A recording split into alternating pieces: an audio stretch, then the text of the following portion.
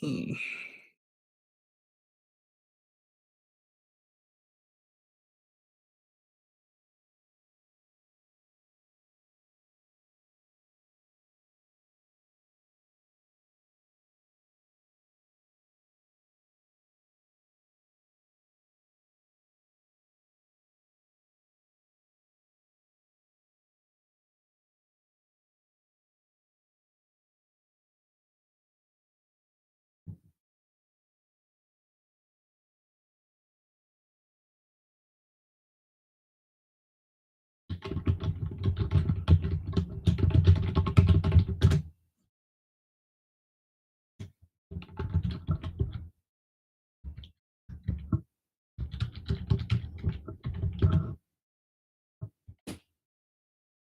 Two-step verification.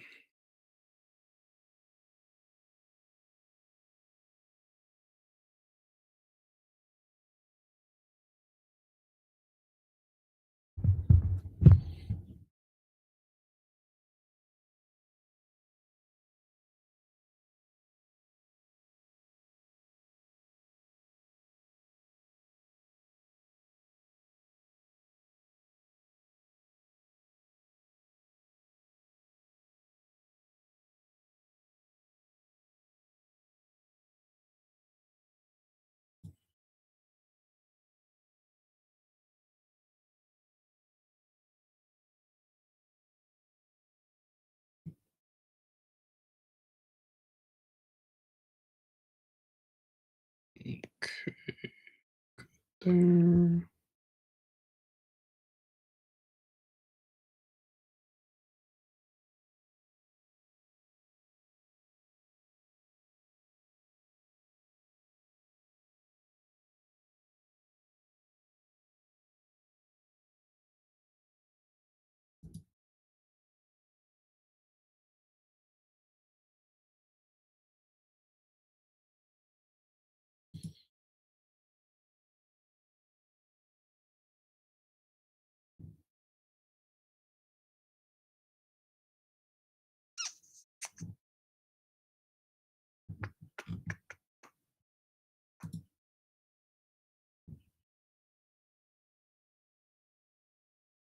Let's make sure the link I gave you is actually working.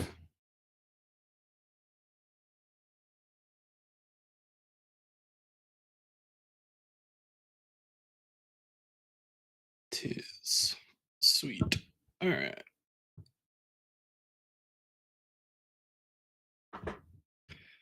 We have a 7 a.m. prompt start time. For me, I guess. No, no, no, no. But I'll boot up here to get off the starting soon screen so we can talk a little bit beforehand, I guess. All right. Ooh.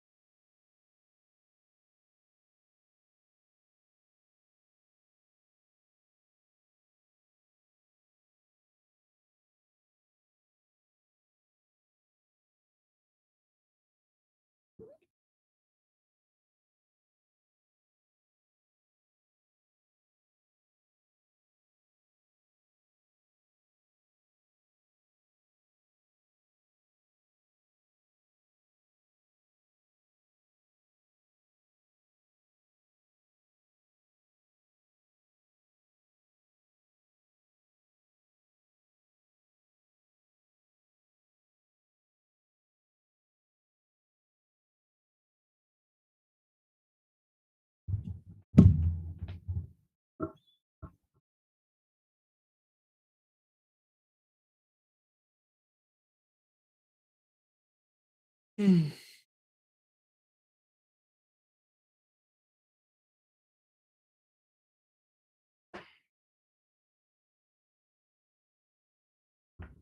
Ooh.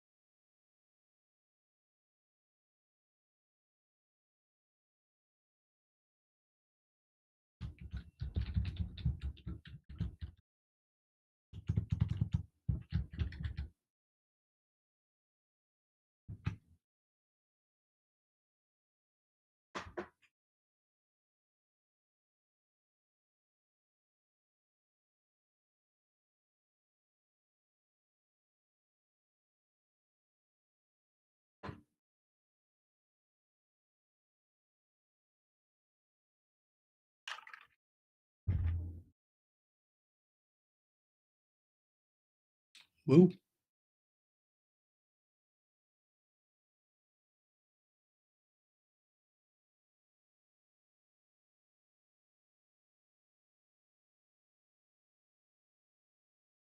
See, how many of the players are actually doing like creative deck lists?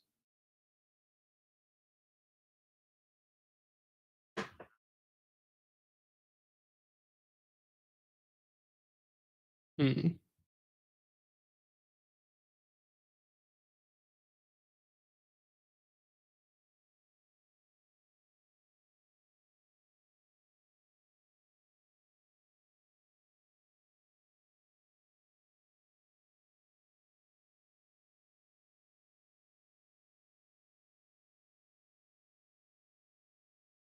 I gotcha. Okay.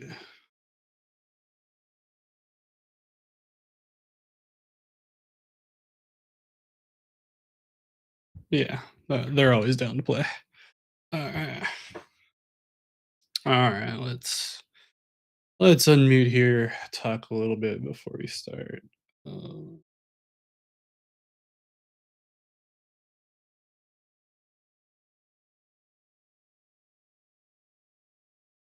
and we're live. Hello, everyone. Welcome to the KGB Unique Invitational Tournament. And it looks like chat is working. That's good. I wasn't sure if it was. How you doing, Westwill? I'm joined here by Aonas, also known as the Keylon guy. To my right, how you doing? I'm doing great. I'm thrilled that you're here hosting this for us, and yeah, big thanks to you for waking up so early on a weekend to hang out and cast some Altered for our little tournament, which is great. Nice. Yeah, I actually saw Dobby's in the tournament too, so he's waking up. Yes. He's waking up early with me because I know he's on the West Coast. So good for him. Good to see him and watch his spindle harvesters. I'm pretty sure, but who knows? He may come have something come else in here. I'm echoing. Uh-oh. That's not good. Hold on. Let me switch it. I don't hear you echoing at least, so it might be interesting. Something with the stream. No, it's probably on mine.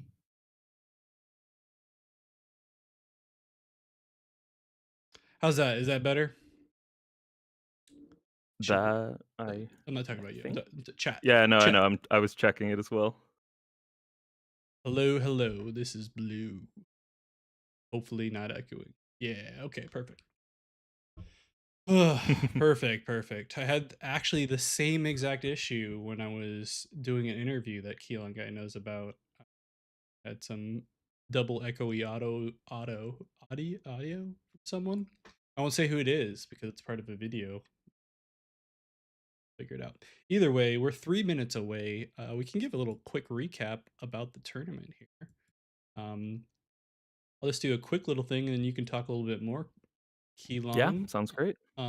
We have, let's see here, 24 players, four groups, six players each. It is a round robin best of one, top two players of each group. What are we looking at else past that?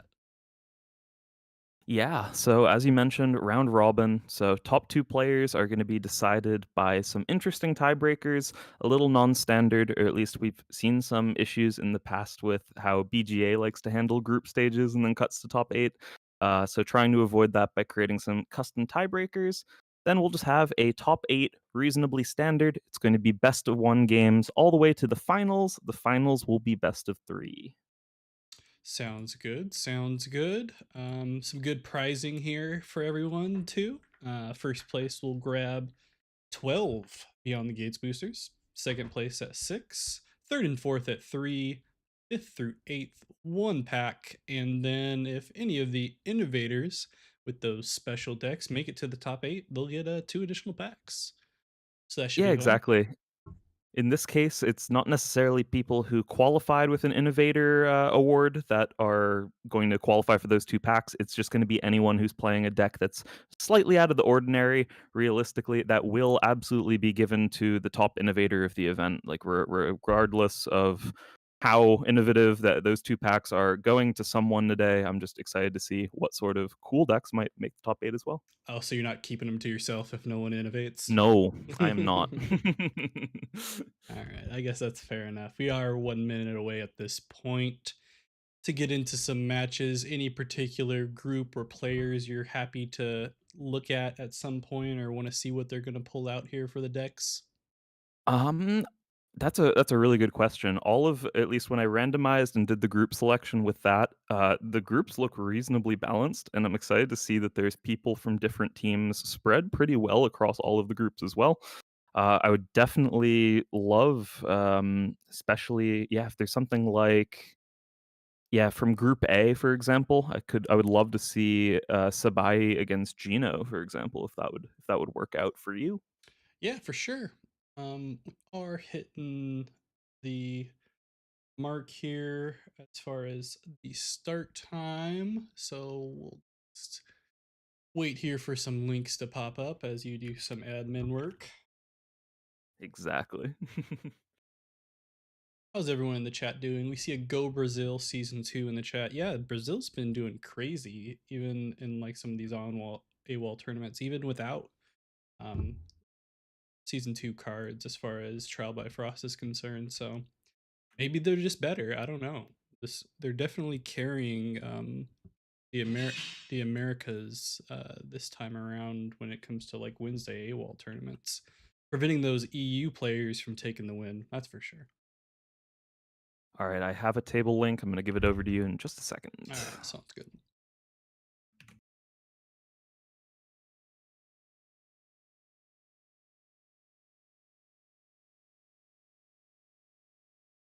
And in case anyone didn't see the ping, who is part of the tournament, who's watching this, yes, you are able to start your matches now. It is 4 p.m. CET, which is the start time, so you may feel free. And then, we should be all good. All right, that's And good. we're starting off with a cool one. It's going to be a Ordis matchup, but not the traditional Sigmar against Sigmar. We have Gino playing Gulrang facing off against Sabai on Sigmar. So he's excited about the goal ring too. I can see that in the chat. So who isn't in general as far as seeing some goal ring being played? What are your overall thoughts on goal ring with the additional support from Trial by Frost?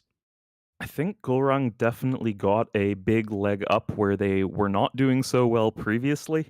Especially some of the filler cards, like little things like additional defender and token producer options that just stall the game a little bit better, definitely have been helping a lot.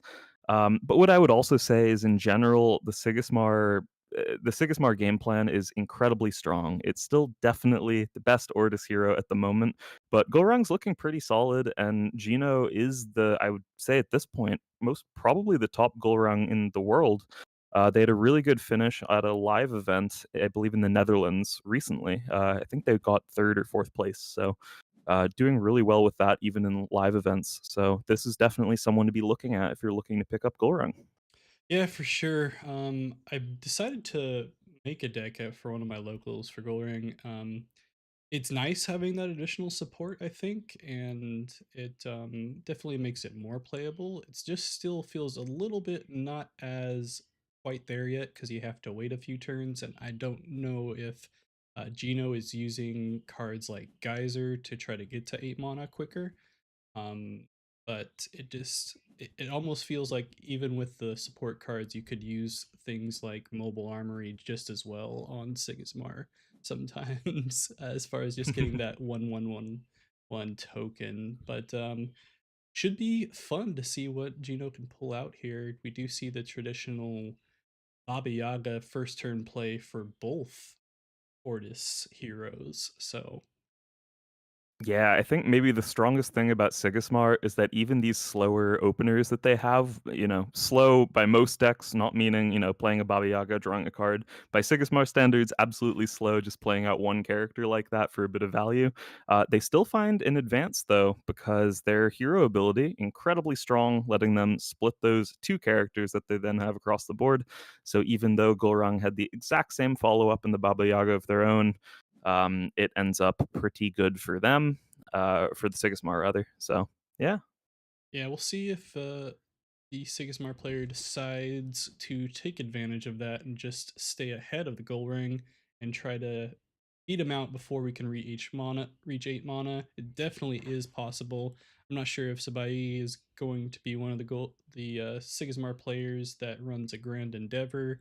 Definitely a popular deck that we see within Sigismar, but I've also seen quite a few of them running the monolith lately. It seemed to be going out of popularity at the end of season one, but definitely have seen people do well with it, especially in European tournaments, instead of the Grand Endeavor and favoring the 5 cost permanent. I'm not a Sigismar player myself, but from the perspective of people playing against Sigismar, I think I can explain that a little bit. Especially, I would say Izmir decks specifically really struggle against Grand Endeavor out of Sigismar. Um, it being a situation where your outs for it are either uniques that can hit permanents or Banishing Gate. But the problem is, if you are from the perspective of an Aonas player playing Banishing Gate, if your opponent as Sigismar starts their turn, has 6 mana, plays Grand Endeavor, and you spend 6 mana on a Banishing Gate, paying tough 2 for the Grand Endeavor, you will lose an expedition that turn. So it ends up being a good trade for Siggy. And if you leave it there for any amount of time, that problem just compounds and lets them get a double advance later on. So that was a really good reason for Grand Endeavor being a solid playable. But now at this point, I think Sigismar has a lot of insane removal tools for the early game that already really help against those Izmir decks. Afana specifically really struggling to deploy uniques out that they need in order to stick around and be that super powerful Afana strategy that we know, love, hate, whatever you feel about it. They suffer really hard when your opponent plays cards like Tiny Jail as removal options. So we have seen some of these Sigismar players who are playing those additional removal spells transition a little bit away towards Grand Endeavor because their game plan just naturally is a little bit better in that matchup compared to previously. Yeah, I mean, getting into this game specifically, we did see one of those gold ring support cards that we mentioned earlier, as far as the rare mobile armory that removes defender characters, as far as well, not removes it, but doesn't prevent them from moving forward and will allow Goring to advance that last day on the companion side. Interesting use of a rare slot. I don't think I actually run that in the rare version in the Goring deck that I tried. Granted, I was doing the fun little Atlas Icebound Lake tech instead, but it's definitely giving the people the option to advance or at least stack one side. You're still behind one here if you're Geno, but we do see a lot of the other traditional Ordis cards, like the Rare Attorney, just to get us some additional draw. Yeah, definitely. Sigismar a little bit ahead on terms of cards at the moment, but honestly, the position's not that bad for Golrang. Sigismar a deck that often threatens to take a bunch of early expeditions, and the Golrang hero ability is just pretty strong at stalling for the moment, so I expect that we're about to see them stall at least on one side here and potentially even progress thanks to that rare mobile armory ability to to make the defender characters not prevent their expedition from moving. Conversely, on the other side, the Sigmar would be moving, but the Ordis Attorney is looking to draw cards, which is going to be nice. But they do have a rallying call. This is a new spell from Trial by Frost. It's definitely been making its way into a lot of top end Sigismar decks, and that does let them progress on the hero side as well. So I think that was a very important double advance turn for Sigismar. Yeah, the rallying call not being utilized as much for removing sleep, although I have seen people use it on my own characters sometimes when I intentionally slept them, like a token generator, for example, and they just did not want to see it on the board for another turn. But yeah, almost seeming like an additional one cost character in some situations for the Sigismar. I've actually seen some people remove the traditional 6 to 7 one costs in their deck in favor of three rallying calls almost activating as a one cost character, especially since you always have a character out there with your hero ability. Yeah, it's true. Card just super good as a double after you. Other heroes cannot leverage that card in the same way because they don't start the turn with a guaranteed character as well sometimes. So that's also an incredibly strong line that the hero gets access to with that new card. And we do see the attorney come out again for Gino here, trying to get a little bit more card advantage. Not doing horribly as far as making it to 8 mana, but we did see the Sigismar take 2 expeditions, which is a pretty good spot to be in because we are only on 6 mana going into 7. And if Gino isn't able to prevent something either this day or the next, it's going to be pretty hard to come back even while hitting the goal ring ability and not having to worry about defender. Yeah, that's true. I'm wondering to what extent they're willing to concede another expedition here, or whether they're going to try to find a way to stall both sides. They are edging closer to that 8 mana breakpoint at which their hero ability becomes much more live in terms of their own progressions. So I'm excited to see whether they're going to try to contest more in advance, or whether they're just going to, concede another expedition, try to stack up at least on one side to stall further, and try to have a stronger late game strategy.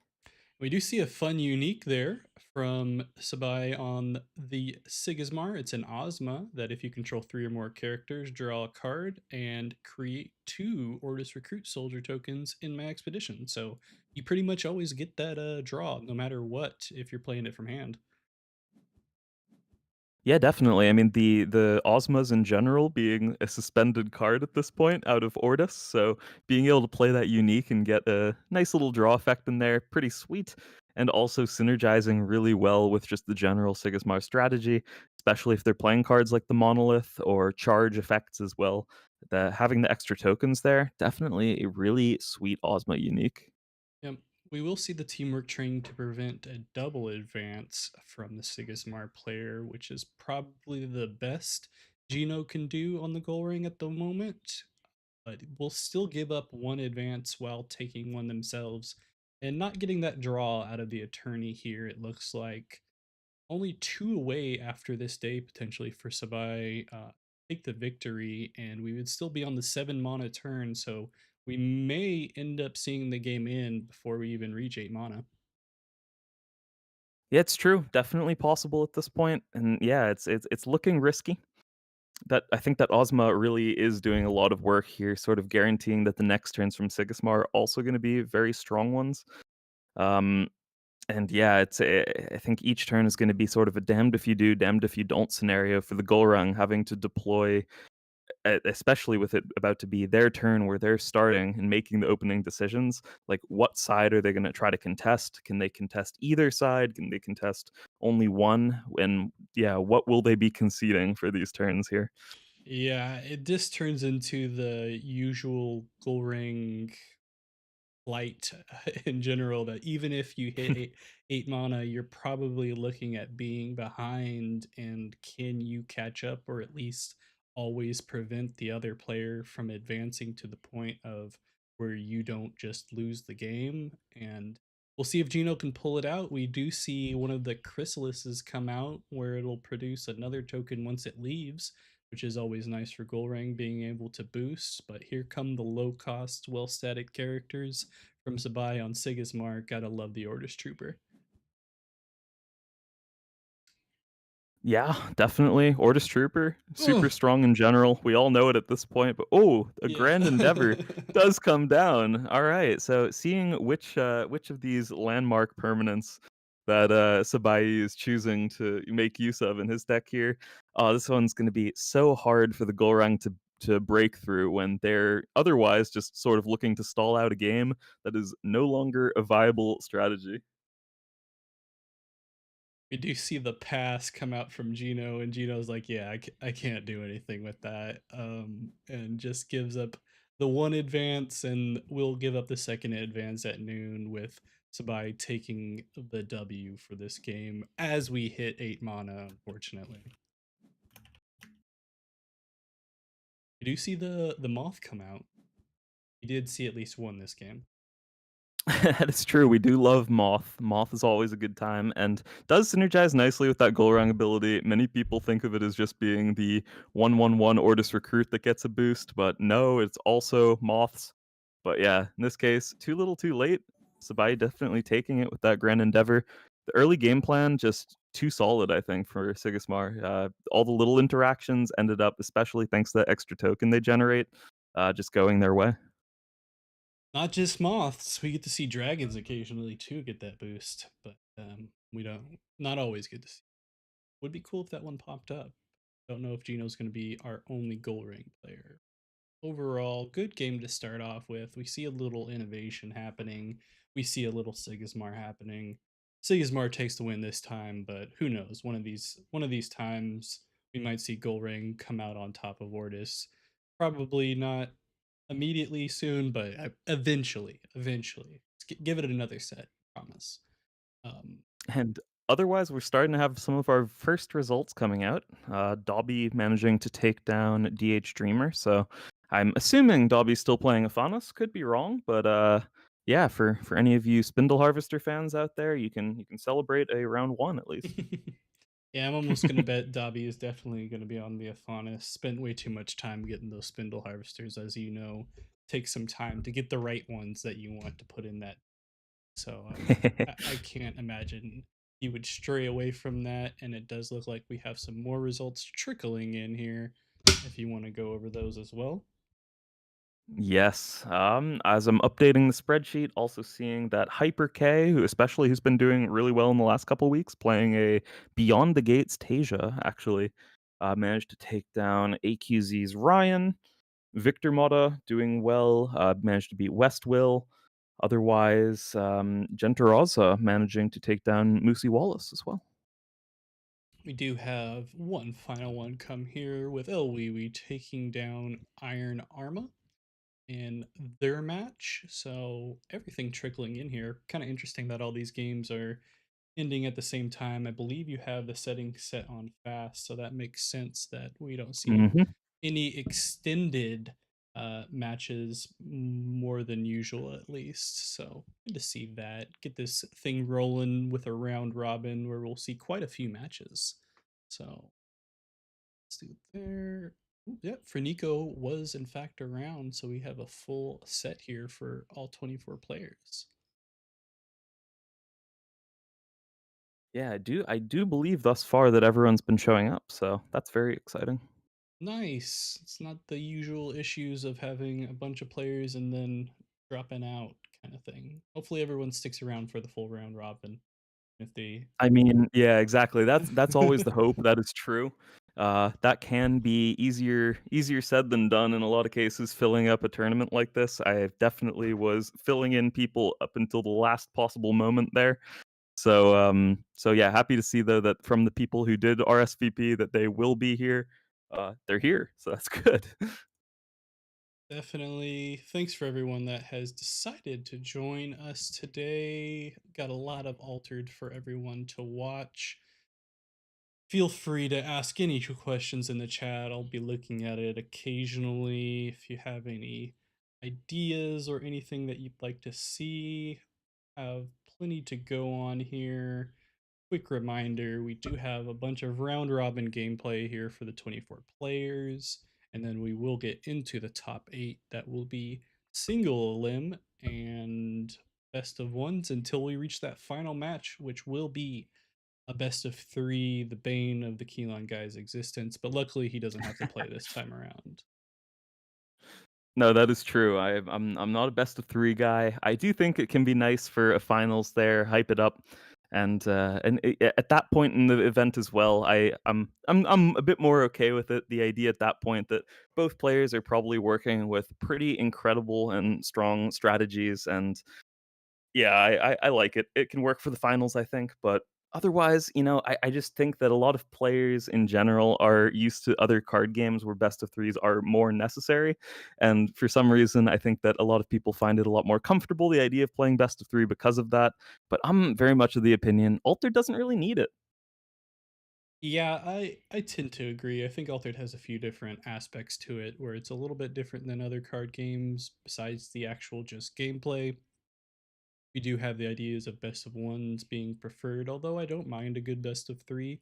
It's interesting the best of 3s that I have seen as far as tournaments are concerned. I think one of the more recent ones over in France a few weekends ago at this point, with over around 200 players, they did run some best of 3s for the semifinals onwards. And I think every Mhm. game that I saw went to game 3.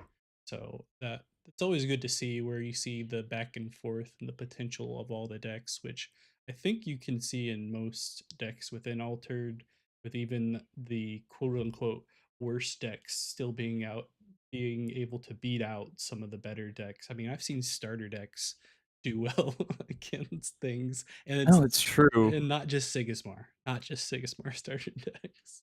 I think everyone's been really impressed recently, especially by Hyper K. Uh, Playing from Brazil at the moment, there were some issues with the distribution for Trial by Frost, from my understanding. So a lot of players just didn't have access to any of the new cards. But Hyper K had like 3 events back to back where they were either undefeated and playing for a win, and I believe they won like back to back online events for like pretty sizable ones as well. So sometimes just being good can be better than having all of the cards. It's pretty neat. True, just being able to utilize and optimize as much as possible. We're getting into magic territory, always being optimized, no matter what you're playing. Maybe not quite yet. I don't. There are some serious players, but everyone that I've seen hasn't gotten to the point of like getting upset if you don't opt deck, because there's always some new stuff to try. In general, we do have some more results trickling in.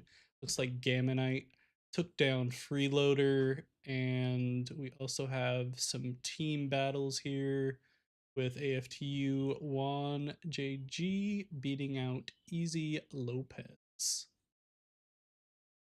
I believe Yeah. Gammonite's still running the Navenka, yeah?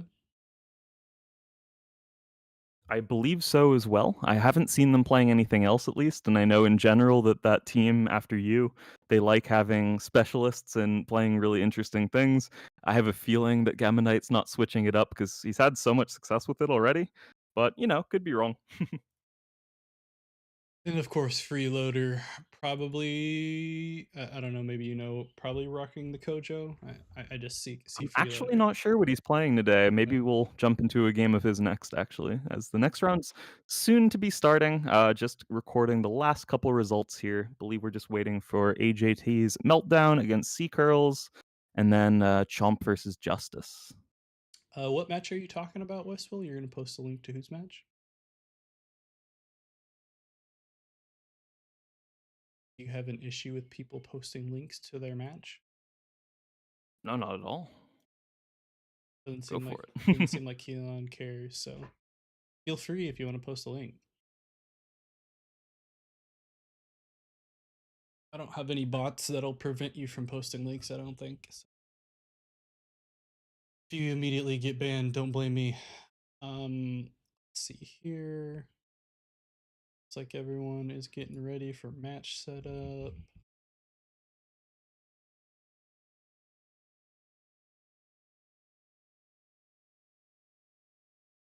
All right, you're good, Westwell. Okay, perfect.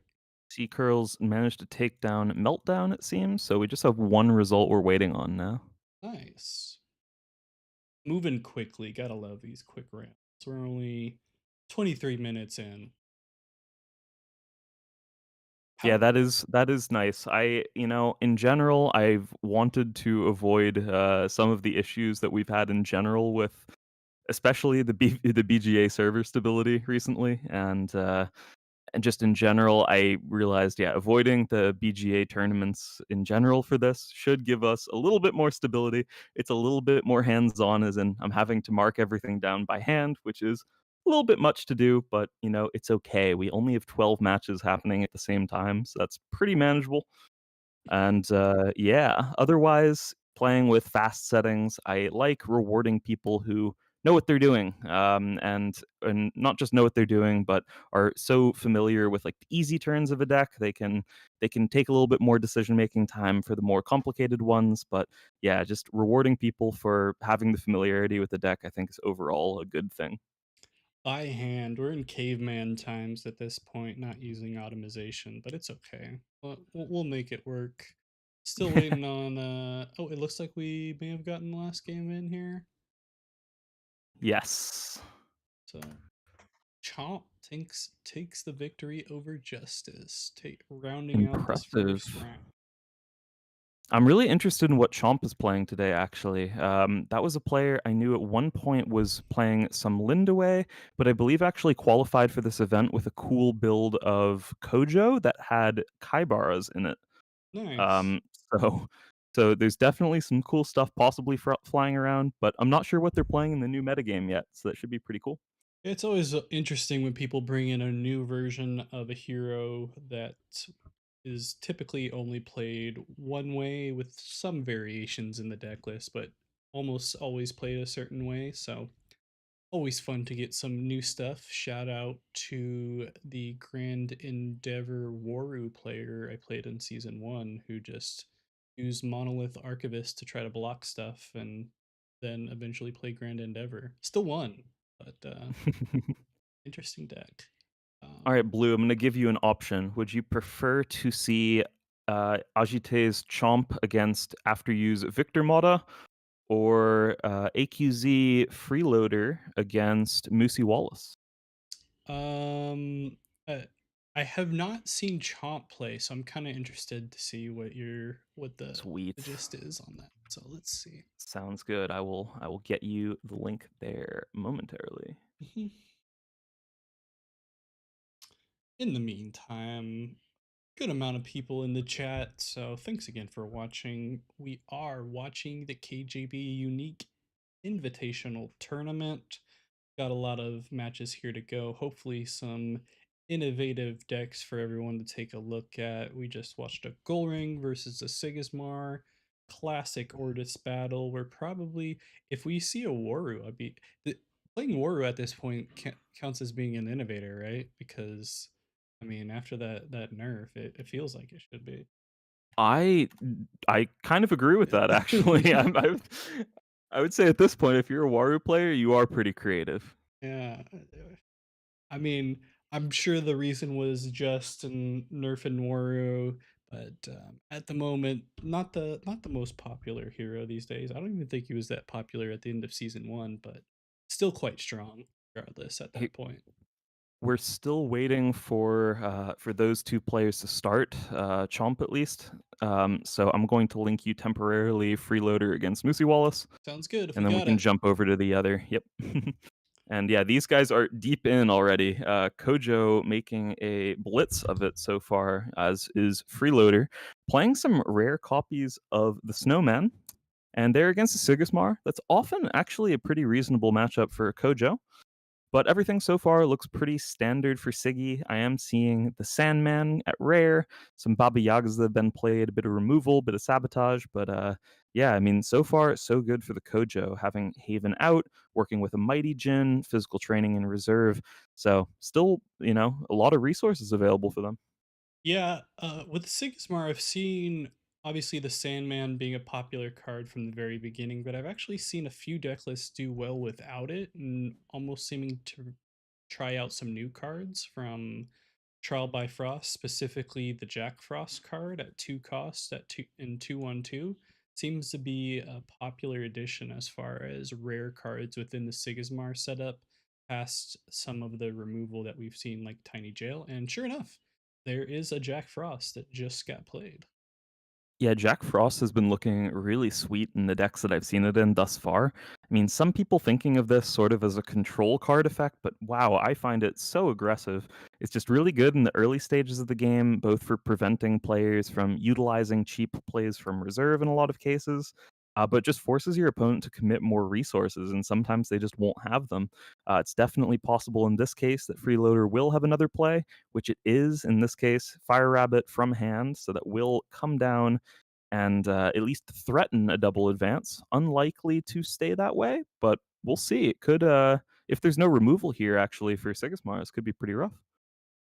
Yeah, it may be all freeloader needs in general. Had to use just about everything to do it, and we'll get the double advance here and take the win. That was a quick game. That had to have been Wow. close to 5 minutes there, just taking that win for freeloader. So plenty of time now to watch another game here, as assuming It's that we have the true. link. Yes, I have linked it over to you. Let's pull here.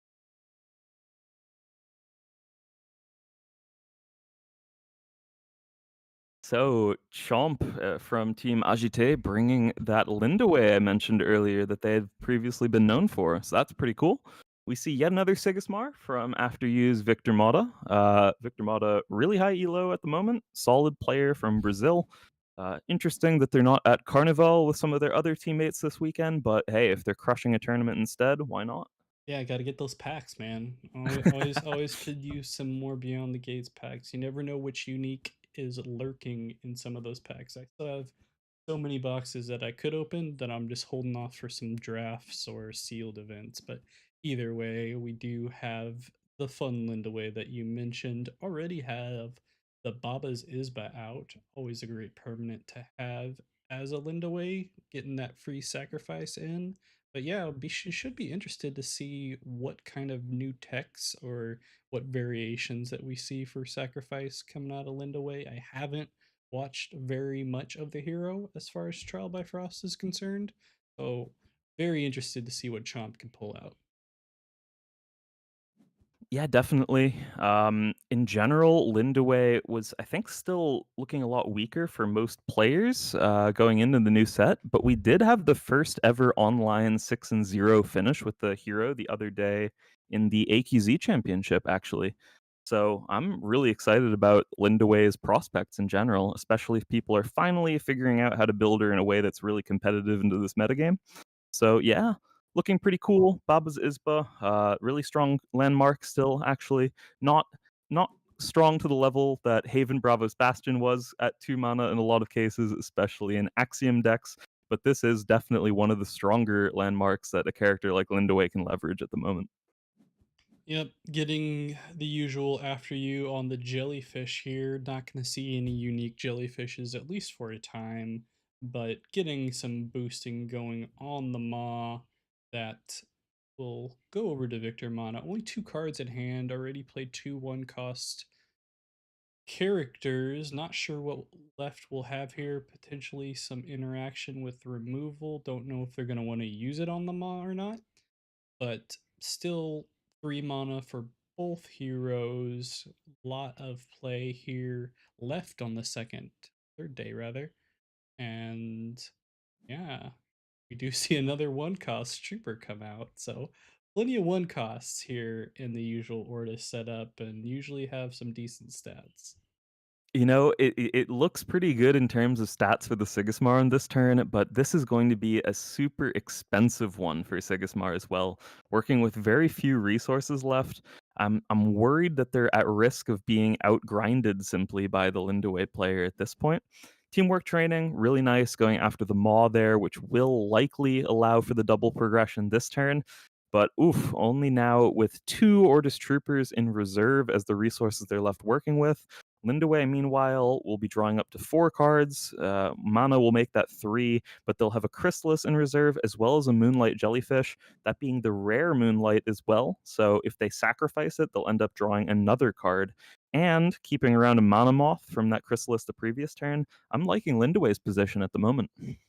Yeah, the benefit it was there that Victor Mata on the Sigmar did get the 2-0, especially once you're using all those resources. You're going to want to get that 2-0 to get a little bit farther ahead on the tumult, so where you can sacrifice some stuff and then, oof, gets hit by the Baku, which you don't see very often um, in general from Ysmir, but maybe that's the new thing going on here in Lindaway that I have not seen, reducing Victor Mata's resources even that much more. Think we're probably not going to see that second Ordis Trooper come out, only playing this first one here to force Chomp to play on that side to get a 2-0, I think. At this point, I'd probably just pass and save the resources, knowing that you're not going to be able to come back. But maybe I'm wrong. Yeah, that Baku was absolutely brutal, and I'm checking now. That is a one of in this player's deck list as well. Uh, oh, they had it when it was good, and boy, was it good. They will decide to play the Trooper again here, and we will see the activation to get the Maw out, getting a sacrifice of that jellyfish that will allow the boost, prevent Victor Mata from advancing and taking one advance themselves from Chomp. Like you mentioned, great situation to be here, especially preventing Victor Mata from doing anything and realistically using all of their resources. The only benefit at this point for Victor Mata is that is not a rare Baku, so won't have to worry about another card being removed at this point if they decided to keep both cards in hand and not Mana. It's true. I mean, at this point, I'm trying to figure out what could let them come back. I think the one redeeming thing is that it doesn't look like there's any ability to return this Baku and start replaying it for the Lindaway player. Some uniques out of heroes like Aonas sometimes letting you loop even characters. Um, None of that in this case. I'm thinking maybe something like a Grand Endeavor, if Victor Mod is playing that, could be a tool at this point, but otherwise, oh, they have their work cut out for them with just so little cards left to work with. It's brutal. We will see a Sandman being played here for Victimata, seeing what they might target here. A few different options, and they're going to go for the Defender character for the Lindaway and prevent potentially them from blocking, but still plenty of mana for the Lindaway. Can also decide to pay 1 mana to get a Maw out at this point. We'll have to build up some stats on both sides in order to either block or advance. But like you mentioned, plenty of resources with 4 cards in hand. Not sure if we'll be seeing the Baku this turn, but definitely not bad a bad card for only 2 costs and 2 stats across the board. Yeah, I think this could still be sort of playable for Sigmar if they were just one expedition closer. And at this point, Sandman, it's a great card, but anything they do is going to feel a little bit lackluster. Boom coming out now, removal spell typically only seen out of Lindaway or certain Axiom decks that can really afford a sacrifice of something that doesn't really matter. But in this case, it's a pretty excellent thing. Further taxing the limited resources of Sigismar says there will be no Sandman replayed the next turn. And now both players are even, with Lindaway having mana advantage, card advantage, and Baba's Isba in play. Brutal. And first player to activate Moth for free at this point. So whew, we'll see if Victor Mata can pull it out. Decides to not mana again here. Still stuck at 6, deciding to keep the resources in hand, and we will see another Baba Zizba allowing for a draw for Chomp. Plenty of cards to play with here, and at this point has the same amount of mana as the Sigismar player, even going first. Yeah, that's it's so nice to have.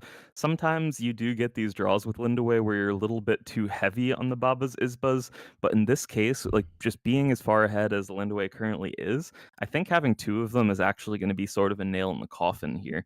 They're just going to be able to say, I will see every single card that you will play for the rest of the game before I have to make any truly relevant decisions. As long as the rest of the cards in Lindaway's hand are not terrible, terrible, it's going to go pretty well for them.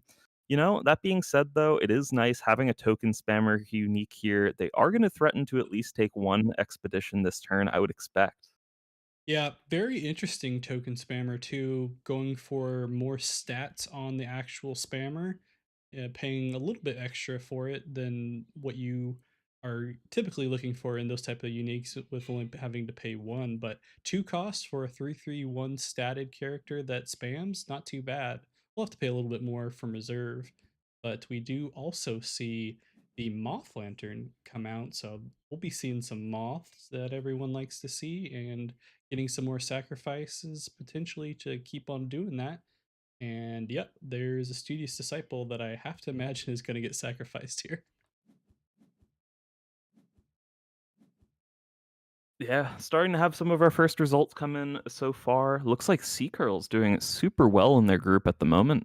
Takes a second win there. So that's pretty cool positioning. Maybe we can check out them pretty soon, maybe our next round. But yeah, both players currently tied up on expeditions. It's going to be a really critical turn for Sigismar. If they're going to get anything going this game, it's probably going to have to be now because we are in small step territory. But especially the mana advantage for Lindaway at this moment is what I'm really worried about for the Sigismar's ability to get anything done. Yeah, for sure. I didn't see a faunus, so I didn't even register the small step at first. But of course, it's Ysmir. We're going to see some small steps, but we'll have to be wary of that. I'll be interested to see if we do see a mana. We do finally see a mana getting added to their setup here after 2 days of not doing it, and we will see that from Chomp as well. Still two cards in reserve for the Sigismar. I'll be interested to see if we see the token spammer first, and we will not. We will see the Jack Frost hit that Moth Lantern. Does not want to see any more of those moths coming out, potentially ruining the plan of Chomp, but still plenty of cards in reserve in hand rather to be played, and we'll just see an immediate after you getting rid of the maw. Yeah, interesting. Fair enough. Yeah, they are really saying here that they're just planning on waiting as long as possible, force the full deploy out before anything else comes down. We do see a cool unique. This is a new one from Trial by Frost, the Sinisa dedicated ensign. This one, in this case, if they control one or more landmarks, the defender characters don't prevent anything, but it's a at dusk. If your reserve is empty, you may discard target permanent. So it's a permanent removal unique, reasonably solid, and with some fringe benefit of that defender effect, given that this is a deck playing Chrysalis now. Definitely. It's always interesting to see those permanent removals on the uniques themselves. Also, solid stats at 353 will get slept by that Sandman, potentially taking the 2-0 here for the Sigismar player, but we will see that big statted Katagirian Alchemist come out on the hero side to go 1 for 1. But yeah, the permanent removal in uniques seems to be getting more and more popular. We saw it a lot at the end of get the GG from Chomp. Looks like we're looking at that small step. But permanent removal and uniques are always fun, especially when you don't want to have to dedicate another card in your deck as far as the spell for removal. I know Ysmir typically has the Banishing Gate that they might include one or two copies of, but if you have a unique that can remove a permanent that you're worried about, you may not have to use that 4 cost spell. Yeah, you're totally right. And yeah, there was no bad manner there. The small step does come out as expected. That's a yeah, solid one for Lindaway. I'm honestly really pleasantly surprised seeing Lindaway do well into a Sigismar matchup. That was definitely sort of a problem dynamic from the previous set. So seeing a bit of difference there is super cool. Super nice, and like we mentioned, some results rolling in that are not for the 5-minute games that we saw initially there from Freeloader. Pulling it up here. Some notable ones. Hyper K taking another victory on the All Beyond the Gates deck, I assume. Still no Trial by Frost cards.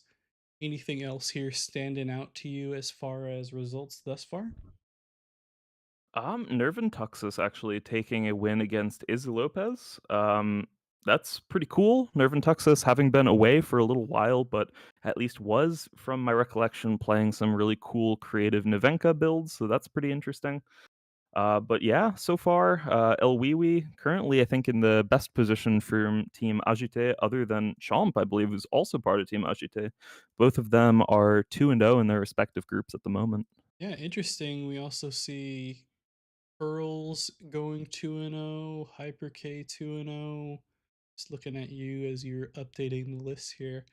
Um, and seeing what else that we have going on overall before we get into another game for the next round. I And did send you a link. I'm not sure if they're still playing, take a look quick. but at this point, I'm busy updating the spreadsheet. So I if can you get see there. something you can jump into, yeah, that's cool.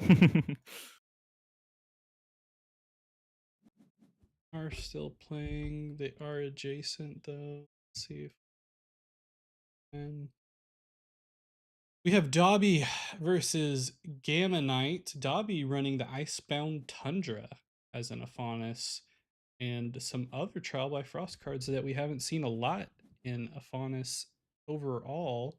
So fun to see that being played. Gamma Knight on the typical Ivanka, which we like to see from him, and then that Mage Dancer gets hit hard by the Twinkle Twinkle, but Dobby is able to respond with an off you go, allowing them to advance 1-0 on this final day and taking the win. Not utilizing the small step giant leap, possibly just didn't have it, but either way, taking the victory over Gamma Knight. No spindle harvesters that I can see. Anything in the discard? Nope, never mind. There's two of them in the discard. Forget that.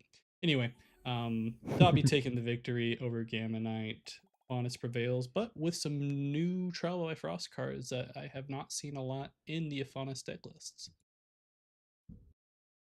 Yeah, that's cool to see. Afanas definitely, I think, still not entirely figured out. There are some really cool Trial by Frost options, at least, but I don't think everyone's picked them up yet. I mean, personally, I'm still more of a Beyond the Gates build at the moment for at least what I'm playing most actively. So seeing some of the newer builds of it are definitely pretty interesting, but I haven't figured it out myself at all.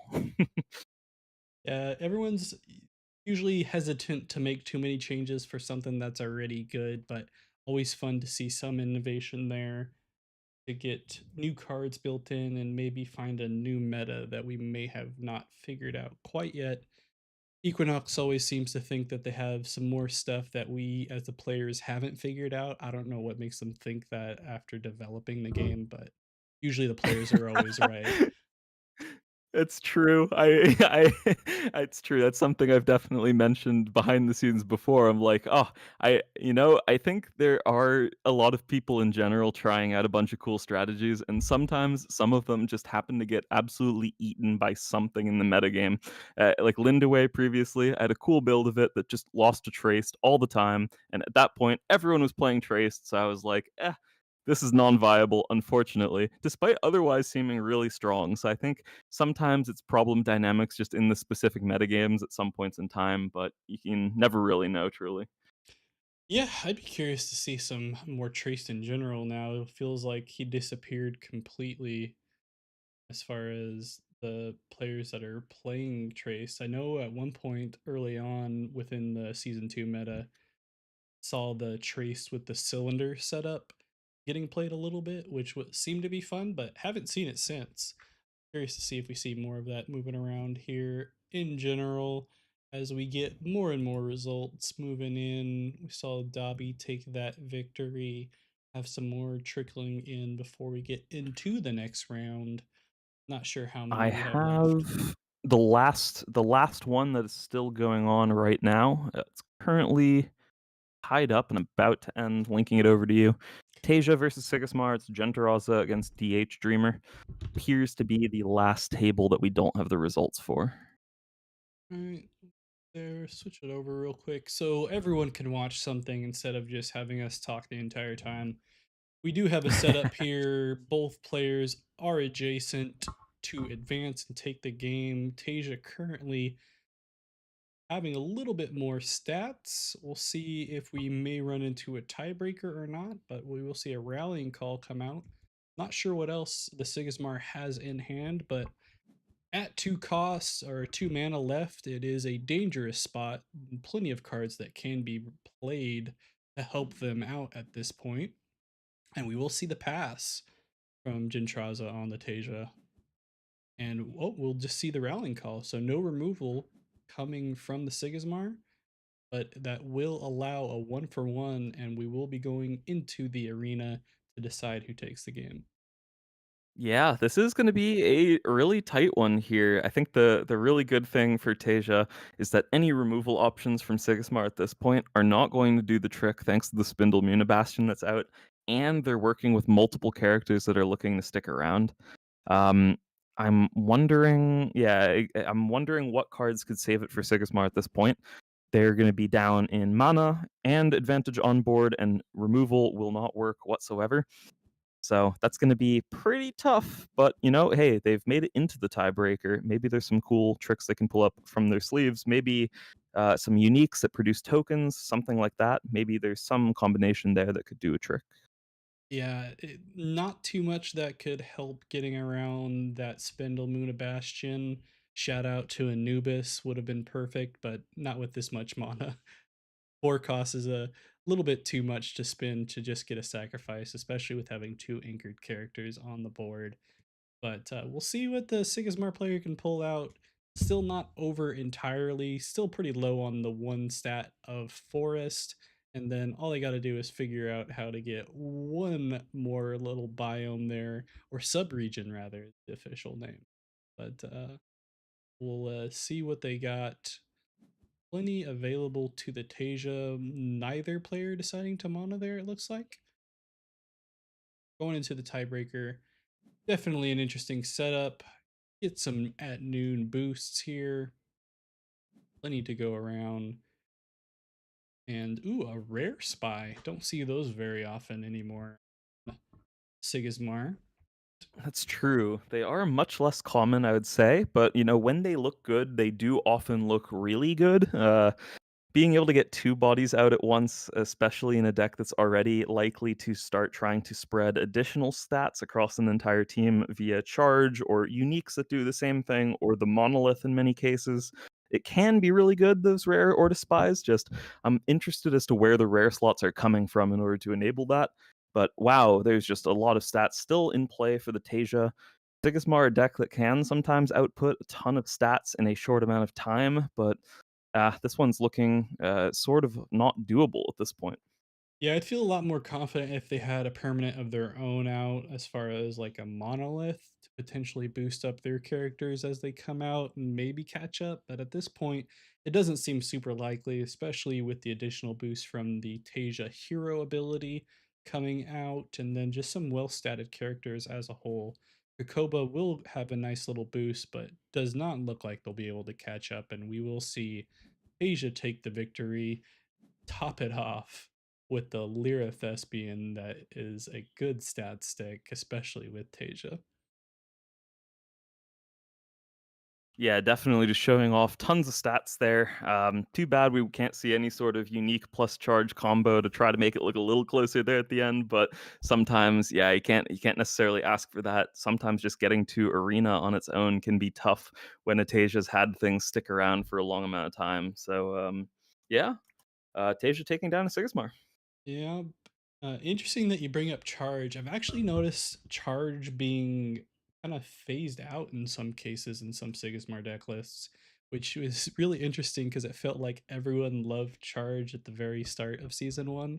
And then slowly but surely it seems like it's not a definitive free add to Sigmar deck lists sometimes, but I've in some cases only seeing one, if not zero, in general for Sigmar players on occasion. But yeah, let's see here.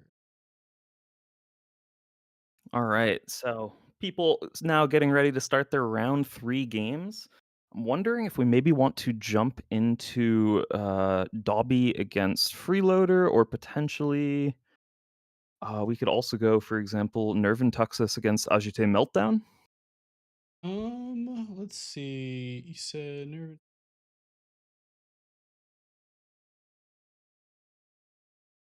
let's go and do. I kind of want to see more of Dobby's new cards and Aonas, and then we can see how fast Freeloader can end a game potentially. Beautiful, let's do that. I'll get you the link. Have it just a sec. Again, thanks for everyone that's deciding to join and listen to us talk and watch some Alter. This is the KGB. Just notice that's anyway. KGB Unique Invitational. Um, We are about to jump into the third round here of the round robin. We have 6 rounds of round robin to be played here between 4 groups. Top 2 players of each group will make it to the top 8, where we will go to some best of one single elim until we reach the finals. Just waiting. Yeah, And we do have the link here. See if I can pop over.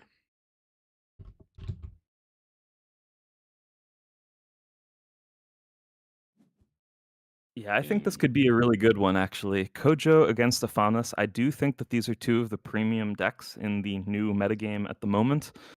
Cojo looking better and better. I always thought this deck actually had a ton of life to it, even back in Beyond the Gates, but I think it got a lot of upgrades in Trial by Frost, and especially, I think, just the common card Haven Seiringar.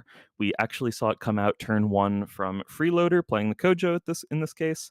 And this is the sort of thing that is sort of the glue to the Kojo strategy in a lot of cases. Being able to draw an additional card here and there while still progressing on the board is so important for the deck, and I think it lets them make a lot of adjustments away from some of the other filler they were having to play just to maintain card advantage. So yeah, cool upgrade there.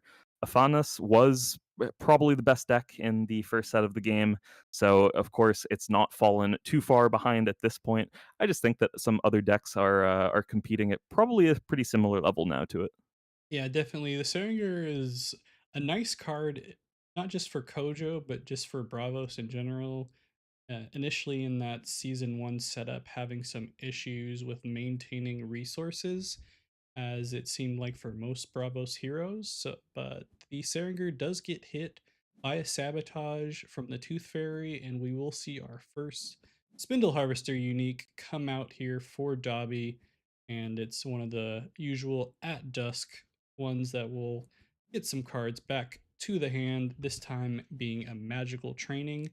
But we do have Freeloader on the Kojo still up 1 on the Tumult.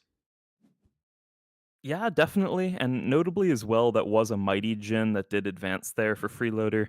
And that is the sort of card that's going to let them keep playing in this game. Tooth Fairy going after the Seiringar, like you mentioned, definitely preventing some card advantage, but a Mighty Djinn on its own providing card advantage as well, but also threatening to give a mana advantage in the later turns. But wow, this Spindle Harvester that was played here by Dobby is one of the absolute best. This is an arrow anchoring Spindle Harvester that at dusk returns a spell for just having 1 or more boosts. It doesn't have any stats itself, but it'll get them very quickly thanks to the Afanas ability.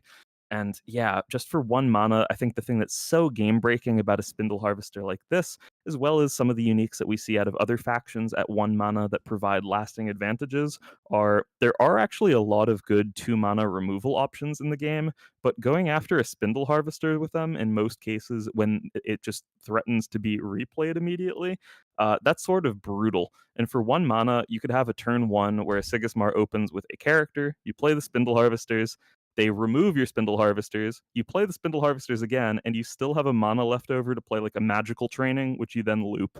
At that point, you're so far ahead as the Afanas player here. These are some nice uniques coming out. Yeah, like I mentioned before, it's not too surprising to see Dobby on the Aonas breaking out some of those spindle harvesters that will get hit by a 2 cost mana eruption here. Won't have to worry about them going back to reserve when you get hit with this type of removal, but it will cost Freeloader going down to 4 mana as a whole pretty early on, but potentially just staying ahead depending on what we have here for Dobby to be played, maybe looking at another 1-for-1 with Freeloader staying ahead on the Tumult, or we may see something different. The good news is that an Off You Go will not hit that Mighty Gen, being a little bit too high cost to get hit by the usual common of the Off You Go that Yeah. we see from the Izmir player. The biggest punish this turn would have been a beauty sleep going after this mighty Jin, which would have prevented it from leaving the expedition zone and joining the mana for the Cojo player, as well as potentially letting them win on that the companion expedition at that point. As it stands, both players advancing, but Freeloader is going to be able to make up a little bit for the loss of mana from the mana eruption via throwing mighty Jin into the mana here. Overall, still think I favor the Afanis position slightly. But they are using up some of their better uniques at this point, and depending on what the Kojo might have access to, they could very well be able to fight through stat wise on these upcoming turns. Yep. And as you mentioned, we do see the Mighty Jin go straight to mana, opting not to draw a card. Not a bad decision, with Kojo still having a good amount of cards in hand here. Will more than likely mana themselves to get up to 6 mana between both heroes, one unique Spindle Harvester in the reserve for the Afanis player of Dobby, and we'll have 5 cards in hand to potentially freeloaders for, and they do decide to mana as we go into a Faunus playing first. No Buddha available for the Kojo. So yeah, I'd have to agree with you on the fact of the Faunus being slightly advantaged despite being behind on the Tumult, as we see that unique come out for the Afanis player, which is the 1-1 gain anchored from anywhere. Keep on getting those spells back. I'm pretty sure we know at least one magical training is still in hand that's been played twice. Yeah, it's true. I think one of the things that, as an Afanis player myself, that I've really learned going into the Kojo matchup is that if you're able to set up on a non Buddha turn, so the turns when you are the starting player as the Afanis, onto that companion side where the Buddha token will be created on the next turn. Those are some of the strongest ways to contest, and I think that Dobby absolutely knows that here, trying to look to set up to be able to contest that companion side the next turn, less about this turn on its own. Helping Hand coming out here, going to remove the fleeting from that Spindle Harvesters as well, and they're looking to be able to continue to contest, even if there's a sabotage effect here, to go after this Helping Hand again. There's still a Baba Yaga sitting there in reserve, and God knows what else could be in hand at this point. Removal looking to be really strong from here. Katamagiran Mage Dancer just so strong on the hero side at the moment, and notably it is a rare. So if another spell is played this turn, that's going to draw them a card at dusk as well as everything else. And we're more than likely probably going to see that second spell, maybe even that helping hand being played, or one of the magical trainings that we know is in the hand of Dobby. We have the Baba Yaga available to be played if needed. It is the common Baba Yaga. Always interesting to see Afanis players and their decisions as far as what rare slots go what place, as far as a common Mage Dancer or a rare Mage Dancer, or even a common Baba Yaga or a rare Baba Yaga. We also saw the commons of the magical training coming from Dobby. I have to imagine that is because of the unique spindle harvesters that he has that will help return things like a 1-3 common magical training back to hand. At this point, I'm not sure if it's the same one, but we've seen a magical training played 3 times, and I'm almost positive we'll see it come back to hand, if not the helping hand. Yeah, so many rares in Afanas coming as sort of package deals with other rares, for example. Oftentimes, if a player is choosing to be building on like a Bravos Blade Dancer list, for example, you're also likely to see copies of cards like Meditation Training. And typically, if you're playing one Blade Dancer, you want to be on multiples of them as well. So that ends up being really taxing on those rare slots. And so, as you mentioned, common magical training I think is a really regular choice for Afanis players who are looking to make use of different packages of cards like that. Um, but yeah, in this case, common Baba Yaga as well. I personally, I just don't enjoy playing common Baba Yaga because there will be a lot of times when you know this could be one of your strongest turn one plays in the game, and instead you just get outstatted by like a Sierra Brass Bug token that they play in Ouroboros turn one, and it feels like you lose the game just because you're playing the common version. I hate that feeling, but I think that it can be an excellent meta call. This is a really consistent card to be playing at common, then at least. Just filling out your character slots in the deck. You need a certain density of characters in order for a deck like Afanis to function, while just drawing you to further cards, getting you a little bit deeper in your deck where needed.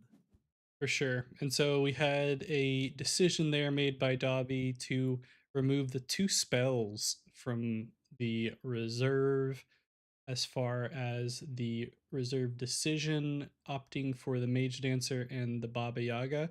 Wasn't honestly expecting them to keep the Baba Yaga. Don't know if that's a indication of what they have in hand as far as characters available. I was almost expecting the Helping Hand to remain with the Mage Dancer. Maybe you have a little bit more insight on the potential decision there.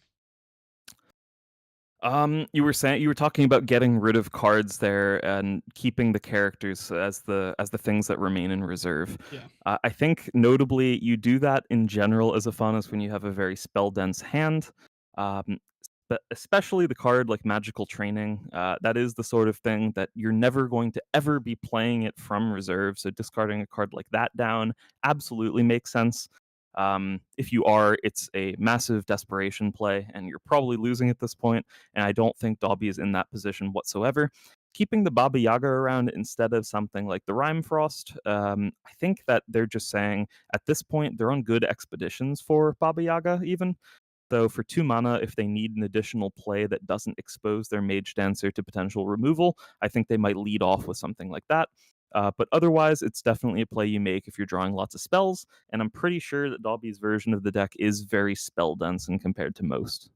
If not with some additional permanents as well, because we do know he is running the Icebound Tundra at some point. Not sure how many that are in there, but we will see the large red come out for Freeloader here on the Buddha turn. So they're balanced out on the companion side with that Spindle Harvester that you mentioned as a way to prevent an automatic advantage from the Buddha, but we will see the one cost Mage Dancer come out to potentially try to catch up to Freeloader's red that is at 666 in stats and has a physical training potentially able to be played here with 3 cards in hand and plenty of cards in hand for Dobby on the Afanis. So should be fun to see how this balances out. Yeah, it's so hard to feel comfortable as the Cojo player at this point, especially if you're relying on actually getting stats down with that physical training. At this point, you haven't seen any copies of Off You Go yet, and you know that they will be coming at some point, which makes just stacking things on red not feel like the best strategy, unfortunately for them. Um, Almost always that card is played as a 3 of more than I believe like any other card in Afanas for the most part at common is Off You Go. So it would be very shocking if they have not found one yet this game, but otherwise they're likely to be drawing to it pretty quickly. As it stands, I like the setup choice instead be trying to deploy this Haven Bravos Bastion. Cojo this turn is going to look to try to avoid getting double advanced on. I think that's the most critical thing for them here. Cool Tooth Fairy unique does get resupplied thanks to that Haven, but in this case, it doesn't really have any major impact outside of just being a character as it enters. It will sabotage when it leaves the expedition zone, but that's not likely to factor in just yet. Yeah, especially since the difference between at dusk and when I leave the expedition zone, it looks like Dobby will, as far as interactions are concerned and timings on triggers and everything, it's one of those situations where one might be slightly better than the other when it usually seems like there's no difference. but we will see the physical training come out and hit the Buddha, try to force Dobby to split things up here potentially and avoid that 2-0 that you were mentioning earlier, as well as drawing a card to hopefully have something here for future turns. Yeah, it's so hard. It's trying to make themselves a little bit more insulated from removal, but unfortunately at this point, an off you go would be able to just get rid of that Buddha outright and put enough stats on the Mage Dancer that with the other cards that we already know about, it would be able to advance through the red anyway. So I think this is more trying to play around Beauty Sleep specifically and just trying to force as much as possible in terms of resources and cards to come out from Dobby this turn if they do want to generate a double progression here.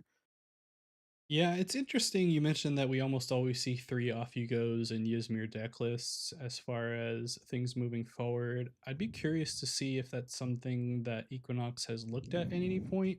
Feels like anytime that you see a consistent card, no matter if it's a common, rare, or anything, that they're potentially looking at it, as we saw with the Axiom Haven Bravos Bastion, where it seemed like you always had to run it if you were running a decent Axiom deck list. But maybe it's working as intended and they wanted to see it in every single deck list no matter what. I don't know. It's a funny thing though, where the stronger Sigismar is in a lot of cases, the worse I feel as an Afanis player playing Off You Go. Normally, against most decks, Off You Go just feels fantastic always. But that is the one matchup where, as an Afanis player, I find myself constantly manaing the card, even when I could theoretically be able to use it during the turn. There's just so many situations where removal, even at an even mana trade, just doesn't do anything in the matchup because they get a free character every turn. And Beauty Sleep just conversely ends up looking much stronger in a lot of cases. So I don't know. I think the more Sigismar you see, maybe the more some like there could be some cutting then coming in for an Afanis player at that point. But otherwise, that card is pretty much a stock 3 of because it plays just so well into virtually all of the other matchups that you have. Yeah, and that's where we see the beauty of Altered come in as far as no side decking in general, where it feels like you mentioned, it feels so good against just about every other hero that you feel like the advantage that you have of running three of is just better than potentially running into a Sigismar that where it's not going to work as well in with all the different tokens available to them. But yeah, I mean, it could be a point where we see nothing but Sigismar and Afanis moving forward in a turn in tournaments, and maybe we see some adjustments happening on the Afanis side to potentially try to get rid of the Sigismar token spam. Shout out to Kraken's Wrath. We're not going to see Kraken's Wrath, but it would be fun one day to see cards that are not as used become useful in some capacity, and that's always a possibility once we see new things out, and especially for uniques.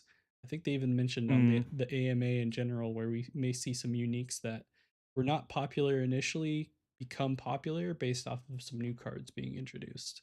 But yeah, we do see that 2-0 come out from Dobby on the Afanis. Probably not what Freeloader was looking for. That Buddha did get slept by a beauty sleep, and I believe we saw the beauty sleep return to hand as they got rid of the helping hand at the end of the day. Yeah, it's interesting as you mentioned that we might just be seeing a lot of Afanas and Sigismar there at the top, but I do think there's a lot of good, viable competitive decks now, even that weren't there previously. I think in general, Afanas maybe just has some of the most consistent options, given that so much of their deck is built around card draw. We saw a lot of that earlier this game with both Baba Yaga and Magical Training, but it gives you so many options that other decks just don't always have. But in general, I would say across the board, seeing actually just another magical training, this time at rare coming out now from Dobby, a great after you, just saying, I'm going to wait as long as possible before making any relevant decisions this turn. But overall, I think the floor was raised a lot for most of the other decks that we've been seeing that aren't those top two as well. Like Sigismar definitely got some new tools, Afanis as well with the new set. But I think just there are a lot of strategies that weren't quite there before because they were missing something that are now at least functional, even if they not aren't necessarily performing at the same level as, say, Afanis in this case. Yeah, definitely. We will see the GGs come out here as we see the dreaded off you go that we've been talking about. quite a few times here. Dobby taking at least one expedition and will be taking the match. Was interesting to see that rare magical training. Don't often see a split between the commons and the rares. When I look at a Faunus deck list, it's usually just focusing on one or the other. But maybe Dobby's trying some stuff out here, or just had an extra rare slot and wanted to throw in a 1-2 magical training rather than a 1-3. Either way, we'll see the sleep come out, guaranteeing the expedition advance and Dobby taking the victory. Seeing tons of results coming all of a sudden now as people finish up their matches. Things still looking pretty good for El Wee down in Group D, currently sitting at a comfortable 3-0. Teammate of El Wee's Chomp did take their first loss to Westwill, turns out. So both Chomp and Westwill currently at 2 points in their group, 2 wins, 1 loss. But yeah, otherwise, other players who are doing exceptionally at the moment, there would be Dobby, who has 3 wins now, but also Sabai from Group A is also sitting at a comfortable 3-0. Nice. Seeing things pan out a little bit here as we go through the third round of the round robin, seeing some potential folks maybe trying to separate themselves in their groups and take one of those spots to the top 8. But still plenty to go around here. We may see some reverse wins happening and some matchups that some folks may not expect that may cause them to lose some games, even if they're currently 3-0 at the moment. A lot of different matches available. Just kind of taking a look going on here. You have some 2 wins, some 3 wins, some 1 wins. So yeah, it's cool getting to see the distribution on the round robin of these groups and seeing everyone taking some games off of each other and not necessarily seeing a complete domination across the board with few players not getting wins and a bunch of them getting all the wins, right? So Yeah, definitely. I've just linked you a one game that's definitely still going.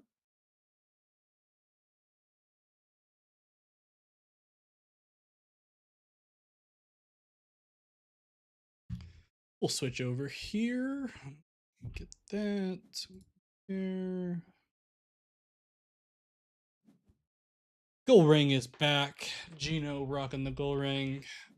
We are going into a potential 8 mana turn, and it looks like we also have some ramp happening here from the Cojo player. Already at 9 mana.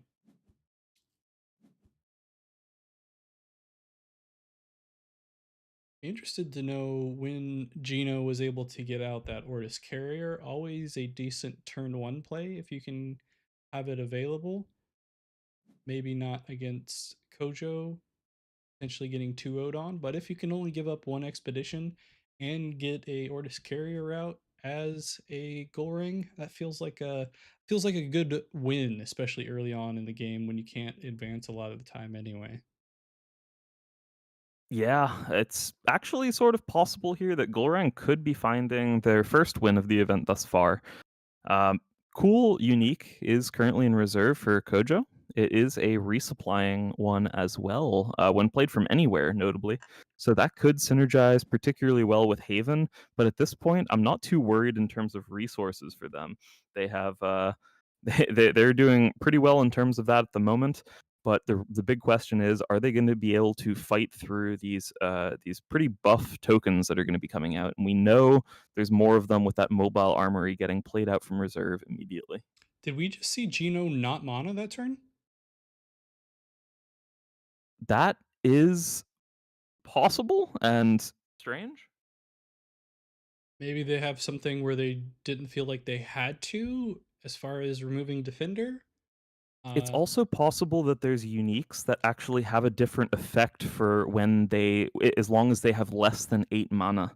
Sometimes that can be like an important dynamic because there are some certain uniques that are powerful while they're not shut off by having 8 or more mana.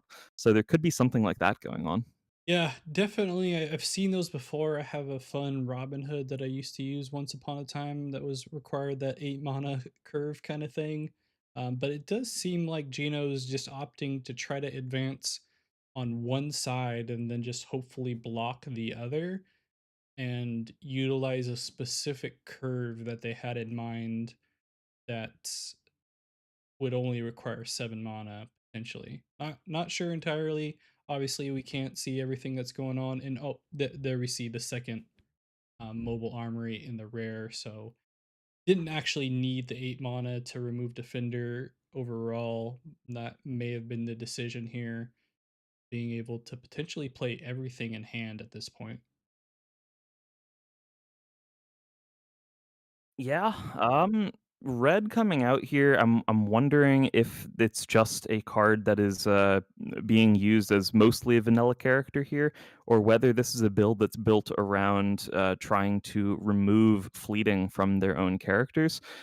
We do see that effect on the Lyra Navigator, and once you have reds that can lose fleeting, sometimes that can be a cool way to take advantages in general, being able to keep your stats around that you generate in one turn to use it on another turn can be really nice. In this case, yeah, looking like the Cojo is making a removal, yeah, decision towards removal here, threatening to take both expeditions, but I would be surprised if there's no follow up here from the Golrung to at least prevent a win this turn from Cojo.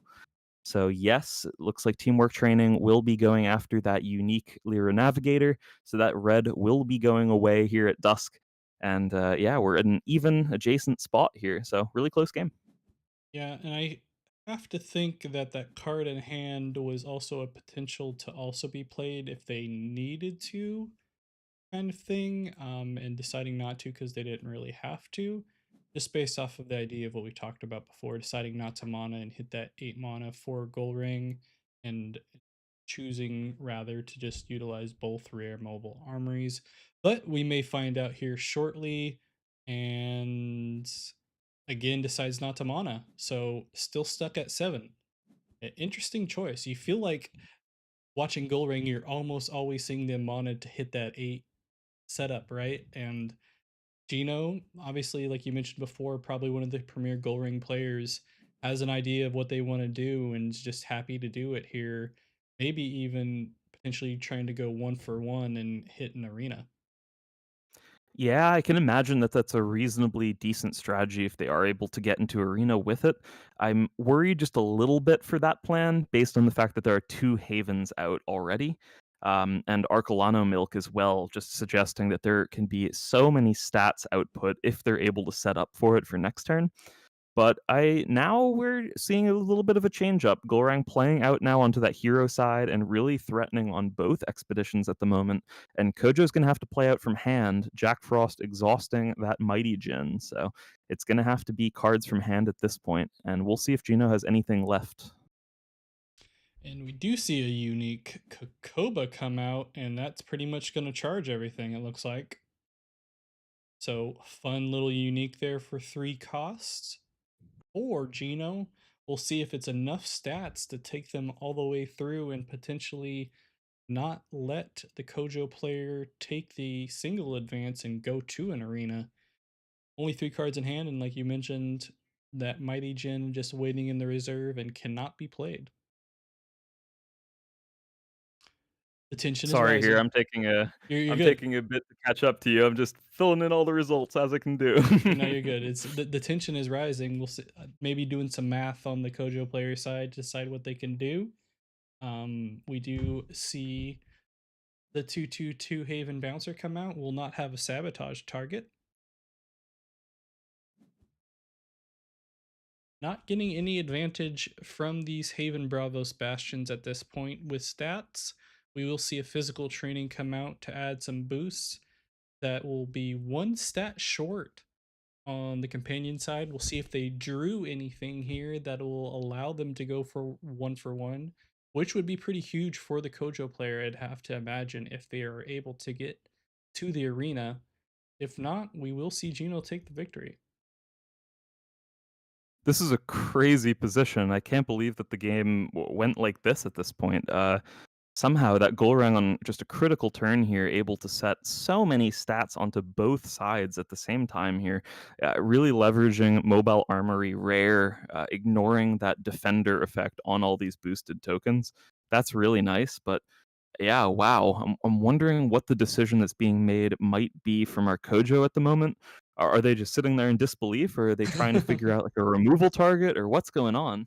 Yeah, I mean, there's definitely some options here. I mean, realistically, if they have another Chiron, for example, that would help them. If they have a rare mana eruption, obviously that would help them as well. I feel like at any point here, if they are able to play anything, um, that gets them to the tiebreaker, I feel like that puts them in a better spot than the goal ring in general. But especially going into a Buddha turn and having those two havens that you mentioned previously, but not sure, or if they're just stalling out because they are in disbelief. We'll find out here shortly. Yeah, what decision could be made here? Okay, It is the Chiron, so they will be heading to a arena here. that does the amount of time they decided to make that decision also makes me think that there is something in hand that is also playable. Um, and they're trying to figure that out, but who knows?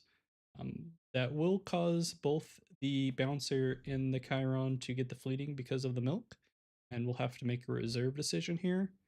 I have to imagine. Not sure what they would go with here. I mean, they have to think that one of them is going to get hit by a Jack Frost. So, depending on what they think it's going to be, they may want to throw a potential bait card out there that they're going to hope that Gino's going to hit with the Jack Frost, have it be exhausted, or not. And Gino's going to have to make an equally important decision on their reserve. Yeah, I mean, I think the thing that is just so nice for Kojo here, as I mentioned previously, having these havens out going into this turn where they're going to be guaranteed to be able to play something from reserve. That's definitely a good leg up to start with, but it's not looking too bad for Golrang either, especially if there's some other way in their deck to spread some extra stats around. But yeah, looking pretty tight this game, and I'm just impressed by the fact that we got here to Arena. Cojo will decide not to mana here, saying that they already have enough at 11 and potentially going to play everything. And we do finally see Gino hit that 8 mana curve, as the goal ring player, and not have to worry about defender on these tokens. We will see that immediate character push out of the Mighty Jin will not get hit by the exhaust, but the Chiron will by the Jack Frost. Now we just wait and see what else can be played. Yeah, I definitely like that. Jack Frost going after Chiron.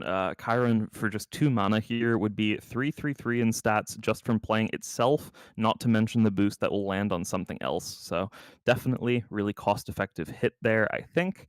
Ordis Attorney being played out, and now it's just the back and forth. Let's dump our hands and see who has more. And I think it's going Kojo's way thus far.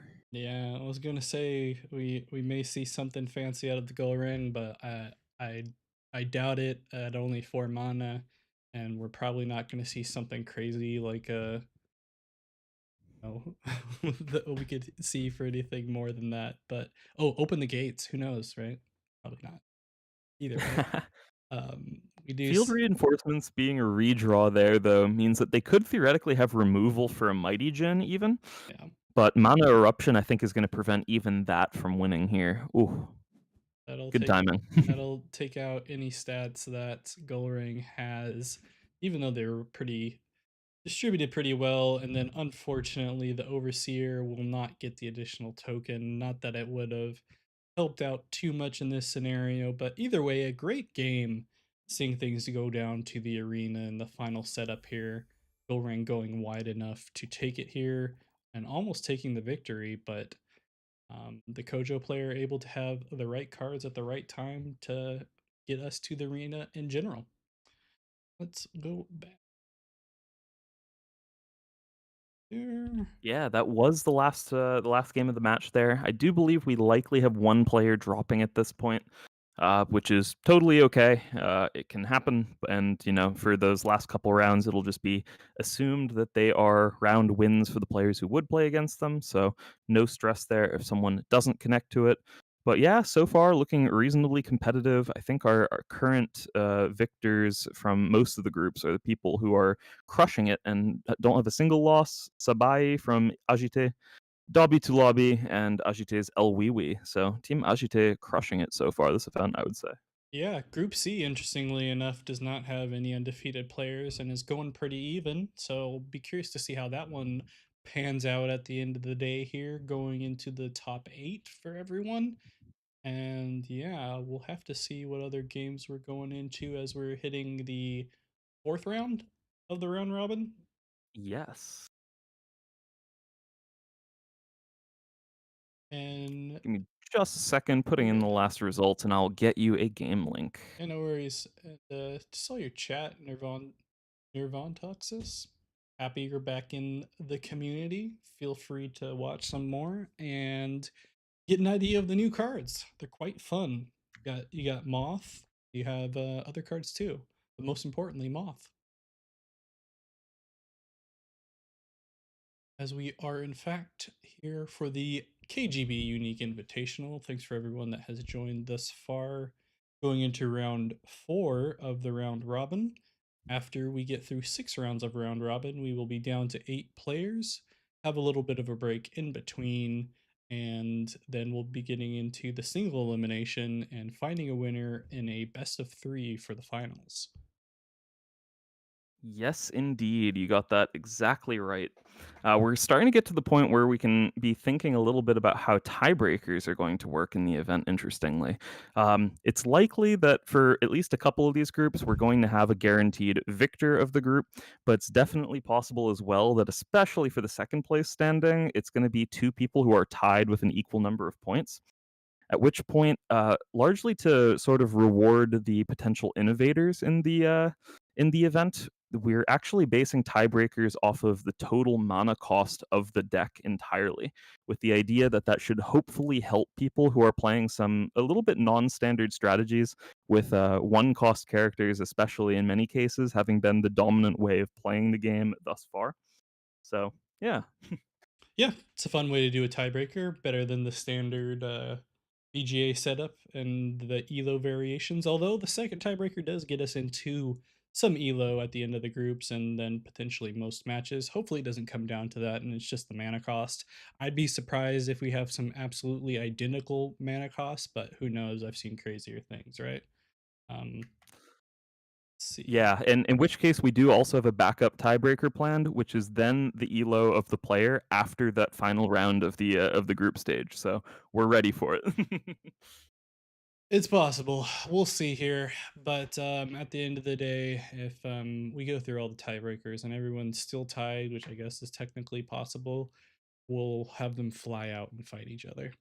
Either I way. would love to watch this round Sea Curls against Fernica, I believe it is. All right. Sounds good. Once you have the link, Yep, getting it set up for you, and here we are.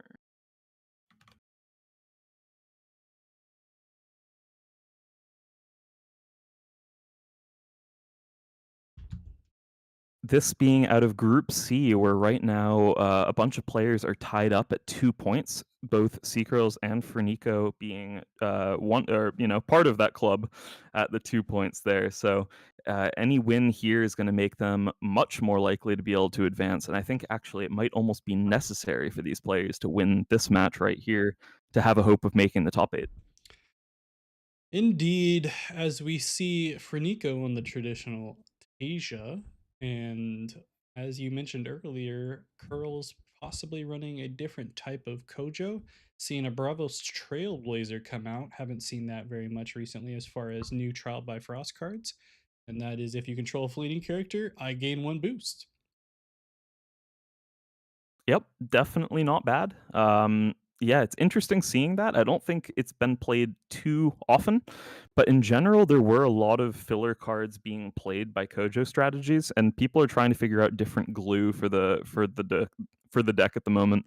I think we saw Freeloader earlier playing Snowman at rare, even, but this is definitely one of these other options. But yeah, nice seeing Nico back on his sort of classic Tasia that we saw him have so much success in with in Beyond the Gates with, at least. So I know he's been trying out a bunch of other things, but yeah, cool to see someone back on their classic. Indeed. So we see Curls opting to play the Pathfinder this time. Does have a even Bravos Bastion out, and we'll have also a one cost play there with the Tiny Gen, and we see a 2-for-1 here. We do. Okay. Yeah, 2-for-1 and plenty of anchored characters for Fernico for the next day. And Curl's running a little bit low on resources as well. Should be interesting if they're able to pull something out here, having to contest with Fernico's anchored characters, but they are all even on the tumult, so And crazily enough, we're already having results start coming in. So again, I'm fried mentally. you're good, you're good, you're good. We just have a lot of Cojo players and Sigmar players just running it down for everyone. But we do have this Cojo player and this Tasia player this time around as we go into the 6 mana turn. We will see the resupply coming from the rare aloe vera that has stuck out there for Fernico as they become the first player and see what they got going first. Should be interesting. I'd have to imagine the girls, as far as being on Kojo and having a Haven out, we'll be seeing some Tiny Gens and Mighty Gens being played. But famously, Muna does not have very much interaction with the reserve, despite having Jack Frost around now, I believe. But always a good thing to know if you're new to the game that you don't often have to worry about sabotage coming from Muna. And so if you want to play stuff from hand, you can, but always not a bad idea to play stuff from reserve first so you can keep a little mystery rather of what is in your hand, as we see a unique Chiron coming out here from Tasia. Yeah, this is a pretty sweet unique in general, able to output a ton of stats for whenever you play characters functionally. For Kojo, though, I like the expeditions that they're on to leverage this mighty gen that they've played out already. It's going to give them a lot of opportunities to, if nothing else, stall on the companion side this turn and potentially generate a lot of mana advantage if there aren't multiple anchored things to sort of counteract any benefit they might get from there. And at the moment, it looks to be just the Sneezer Shroom that's going to be sticking around. So pretty reasonable there for Sea Curls. Yeah, we will see the activation of that unique Chiron here with the one cost play of the Spindle Harvesters and opting to have those boosts go on the anchored characters as probably is expected and get the tie and block on the companion side as well as advancing on the hero side. We'll wait to see what Curls decides to do here with the Mighty Jin, the Tiny Jin going straight to mana. Be curious to see if they decide to opt for the draw over the mana advantage with only having 2 cards in hand. And then we will get into the decision of Frenico for the reserve. Yeah, and with a result that I've just seen now, I believe we actually have the first player who should be completely locked for top 8. That being El from Group D at the moment, with 4 wins thus far, and everyone else in his group having also now finished their games. Everyone else is sitting there at 2 points, and he is at 4, which means that even if he loses the last round, he's not even going to come into tiebreaker math. So El is definitely locked for top 8 at this point. Very interesting. We're having some set top eights here coming into the fourth round. And we did see Curls decide to draw from the Mighty Jin rather than sending it to mana. It will be a Buddha turn to try to contest that slightly bigger Sneezer Shroom. And we see that Seringer that we've talked about before. That's a nice little draw engine for the Bravos heroes. And we will immediately see that unique Chiron come out to start boosting some characters up. Yeah, that Chiron here is just looking so strong. Conversely, the Kojo is just sort of stuck here playing out Haven Serengars, which on their own threaten to advance, but don't really do such a good job at stalling, which is sort of what they need to do on board at this point. And then meanwhile, the one card that we know about that's left here from Tasia that's yet to be played, this Aloe Vera, is going to be excellent on the hero side. It's so well statted for it. So, wow, massive advantage for Fernico, I'd say. Yep, Curls has been doing quite well and potentially trying to catch up a little bit to hopefully block one, but it seems like they may have nothing left in hand to help them take this game, and we're more than likely going to see a Fernico victory with that nice unique and just so many stats on the board here. Realistically, on a pretty early day in general, with only 7 mana for themselves. Yeah, we can read out the unique for you in chat. It's basically when another character joins your expeditions, if you control 3 or more characters, up to 2 targets, each gain 1 boost. It's a pretty fun stat. I have 1 or 2 of these types of effects in Muna. I just don't typically play Muna. I've been trying to find a fun way to have token generation in Muna, which pretty much only happens with Quetzalcoatl. Um, but yeah. Yeah, for Nico taking a pretty important win there for their own chances of making top 8 over Sea Curls. Tough fought battle there. And yeah, Group C definitely looking to be one of the more interesting ones where there's almost certain to be tiebreaker math factoring in. I'm wondering if we can jump into. Let's see if Anthony is still playing. I believe he is. Okay.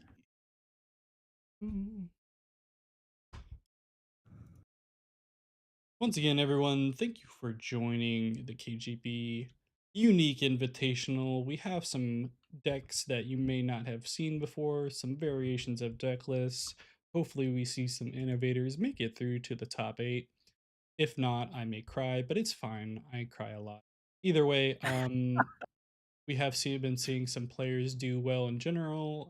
The Sigmars, the Tasias, the Aonases, but we've also seen at least some newer heroes um, compete, which is always nice to see. And we got a new game that we can take a look at here for you. Yeah, this one being Yo, or probably better known in many cases as Anthony, playing against Hyper 8. So we have an Aonas versus Tasia matchup. One of the strongest Tasia players, especially with that Beyond the Gates Tasia deck, playing against one of the absolute strongest Aonas players that we've seen as well.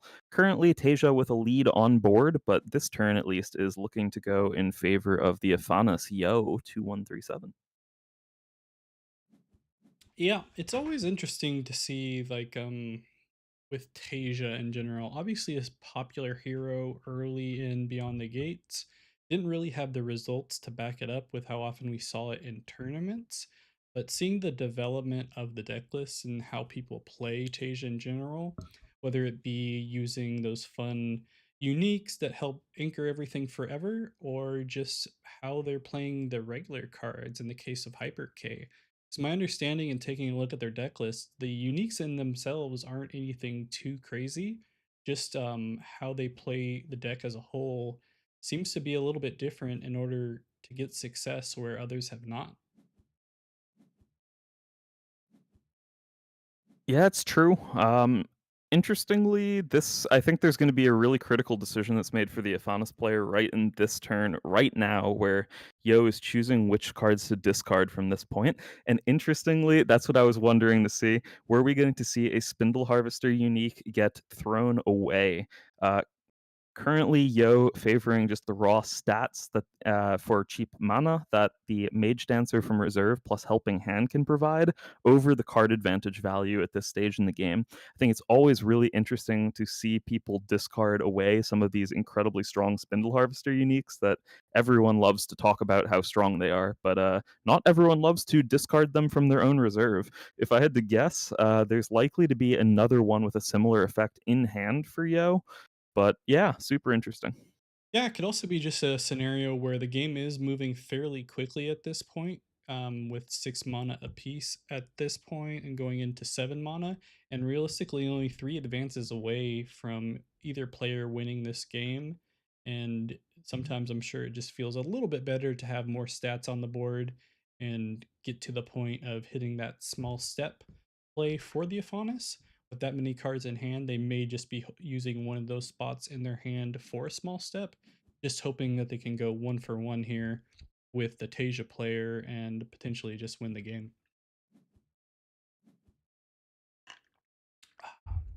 Going to the opposite of that aloe vera, which makes sense with the aloe vera being so well statted in the water subregion there that they are both on, and in fact both even on the individual subregions of forest and water. Will be pretty hard to compete with that mage dancer, I'd have to imagine, for the Tasia player. So I'll be curious to see how they play this.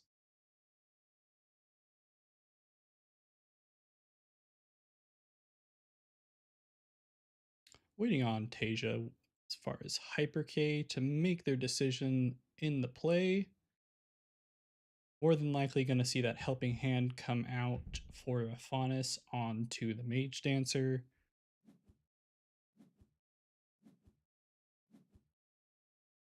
Will opt to compete on the companion side, at least forcing Afanis to play something and see if they can force them to use a little bit of their resources either in the reserve or in hand. We do see, interestingly enough, that rare Chiron for Hyper K that we hadn't seen that much of in some Tasia deck lists, but Hyper K able to utilize it quite well in a lot of online tournaments, as we see a magical training in common being played to draw and give some boost to the Mage Dancer. Yeah, I think that Mage Dancer just for 1 mana is maybe one of the strongest turn openings that you can have in the late stages of the game with virtually any deck at this point. For 1 mana being played out like that, it forces removal virtually instantaneously on it. If players want to avoid the chance of it having to be or having to do it later on when it could likely lose fleeting thanks to cards like Helping Hand. I think it's one of these cards that is incredibly punishing in certain situations, and for just 1 mana, it's such a nice discount play to the point where you'll see competent Afanis players sometimes just play the card out for 2 mana on a turn that doesn't matter, simply to set it up for a turn when it will. So that being an incredibly strong lead off here, and we're seeing now that Hyper K is having to deploy virtually everything that we can see, even before Yo has to continue making any further decisions this turn with it. Largely thanks to just how cheap he could start off his turn there with the Mage Dancer plus Magical Training combo. Yeah, very interesting in and of itself too that we see Yo opting to play the magical training before playing the helping hand to remove the fleeting from the mage dancer. I have to believe that it's from a scenario of they just don't believe that Hyper K has any type of removal that would allow him to send that mage dancer off with fleeting and not go back to the reserve, and probably knows that for a fact in the sense of Hyper K only running Beyond the Gates setups. So if he's going to hit him with any type of removal, it's going to be that mana reaping, opposed to anything like a Lost in the Woods that would send things to the reserve, and opting instead to play a unique red that will return a magical training to hand. Yeah, definitely a solid one. It's interestingly, it has the when I go to reserve from the expedition zone effect with a 2 boost requirement and lets you draw a card. But the fact that that red also comes with that arrow, so when played from anywhere, return a spell from reserve to the hand, makes it go from maybe like a second tier Afanas unique to absolutely first class. Super sweet. Maybe not quite as good into removal specifically in comparison to those like 1 mana spindle harvesters that we were seeing earlier, but this is definitely an excellent unique. So that's a solid one. Yeah, definitely when it comes to the idea of having a little bit reduced costs as well, compared to something like a Flamel. Although I've seen a few lower cost Flamels that have similar abilities, but definitely a cool card, allowing to get a little bit of card advantage, whether you're returning cards from your reserve or getting a draw. I'm not quite sure that they'll be able to hit those two boosts, at least this time around. I have to imagine if we are seeing that helping hand being played, it's probably going to be removing the fleeting on the Mage Dancer, just so that the way they can play that early play that you mentioned before for one cost again on the next day. But we do see Hyper K play out that last bit of cards in reserve here to boost everything up and at least force the Aonas player to play something in order to take the companion side, and we will see that helping hand come out. Yep, Helping Hand definitely doing a good job there to easily outstat, but notably as well, at least it's going to be a progression for Tasia with a Dracana sticking around for the next turn. So they at least have something in play. They're just working with very few cards in comparison to the Aonas at this point. And the Aonas notably keeps around that Mage Dancer for yet again exactly that dynamic I was mentioning the last turn. One mana from reserve to open up the turn is going to be a really strong way to do so, and that helping hand absolutely enabled it there. So looking pretty good for Yo, I'd say. Definitely, Red does keep the seasoned statistic to potentially activate the abilities later on here on the next day. As far as draw is concerned, we also will more than likely see the Mage Dancer come out once again. Plenty of cards for Aphonse to play, as you had mentioned. In general, as far as Tasia versus Aphonus, how do you, I guess, rank that matchup when you're playing it as an Aphonus player? You know, it's interesting. Back in Beyond the Gates, I think this was just incredibly Afanis favored, where the main dynamic would be specifically the Spindle Munibastion. And even that on its own would not be enough for a Tasia player in order to win the game either, because there are so many draws from Afanis where you don't necessarily have to play around removal, but you can instead just play around focusing on setting up your own stats instead, if you're using lots of cards like Magical Training and Helping Hand rather than just trying to remove off opponents' things. I think at this point, the matchup dynamic has shifted a tiny bit. I wouldn't say it's in the favor of Tasia, but at least Tasia's gotten a few percentage back, largely thanks to some of the new cards that are available through Trial by Frost. But in this case, with Hyper K playing a Beyond the Gates deck, I would imagine it's still a pretty rough one for them, actually, in this case. Yeah, and we do see the one cost Muna Caregiver come out, more than likely being drawn here at the start of the turn. Probably not the best scenario for Hyper K on the Tasia, or at least the cards that they want to see drawn here to keep things statted up. We do see the Beauty Sleep come out for Yo on the Aphonus, hitting one of the higher statted characters in the Dracana. We will have a Thespian come out that will hopefully help them balance it out a little bit, but still plenty of mana left for the Aphonus player, and we're more than likely going to see them do quite well this day.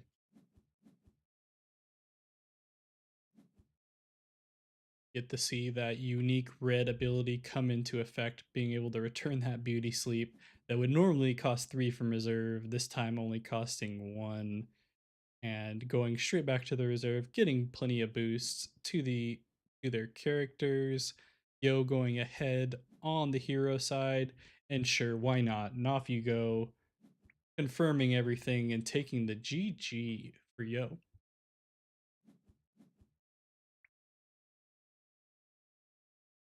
And that game will wrap up here as we switch over. Yo taking the victory over Hyper K. Quite a good game. Yo remarking that it was, in fact, a tough match for him going up against Hyper K on Asia.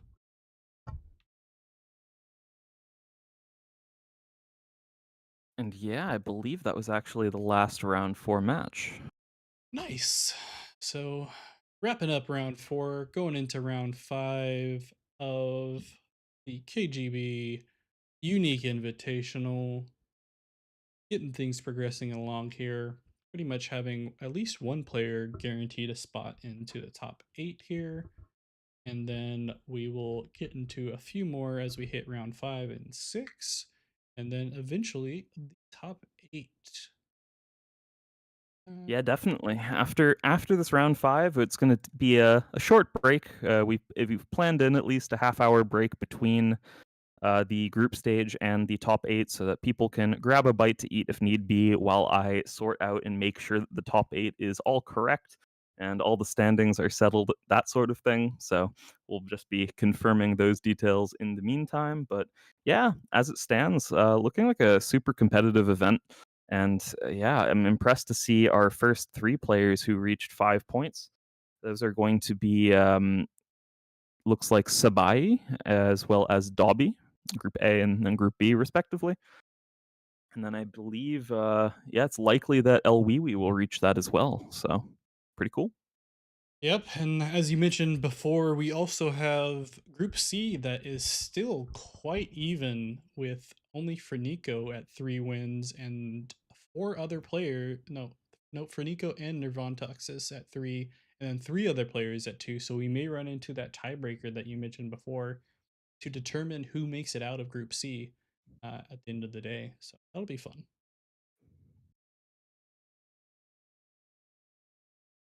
All right, who do we want to watch? Potentially Westwill again? Had we watched Westwell already? But if not, we can for sure.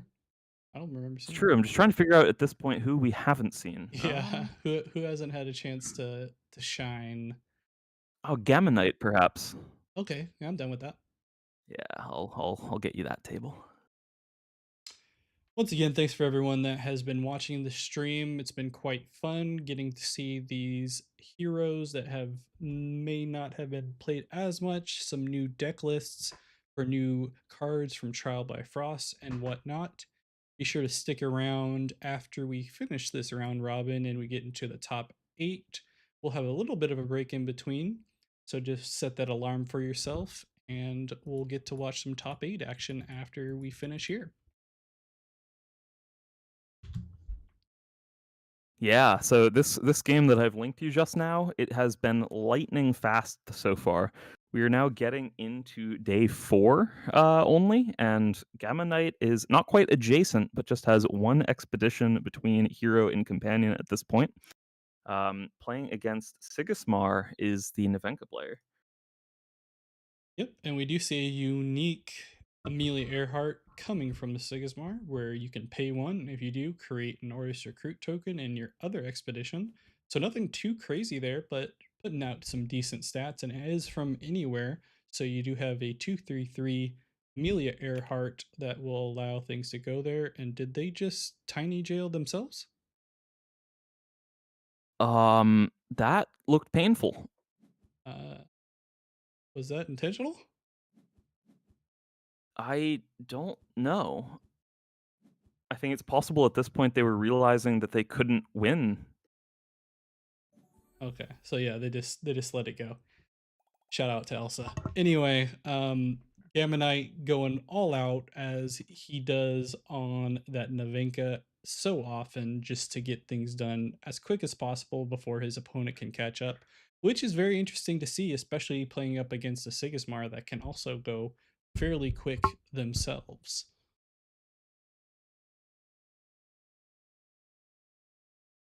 So we do have the first group that we do have the final results on first and second for, which is Group A. Sabai advancing as the first player in the group at 5 points, won every single round, and the second place player, Antoni, at 4 points. Very nice.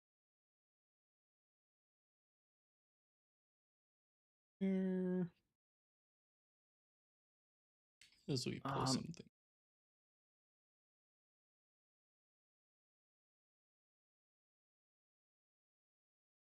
I'm finding a Snerventux now. This one likely still has some life in it. I'll pull that up here.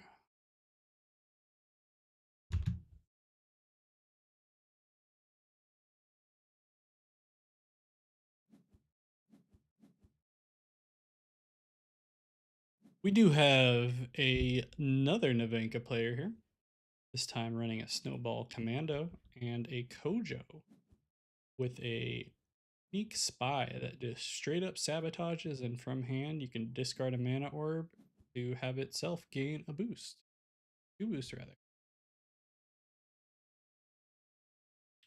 Cojo going all out here to potentially try to get them as close as possible to take the victory. They are going to be running low on resources. The Navenka player will be able to play that Snowball Commando first, so they will not get hit by the sabotage of the spy. Now it's just a matter of can they catch up to the Cojo before Kojo's able to take the victory, despite having a Yeah, little bit lower amount of cards. looking super tough here. Notably, that Ordis Spy unique means that they're going to have to lead out with a Snowball Commando if they're planning on using it. And it's definitely a rough position for the Navenka at this point.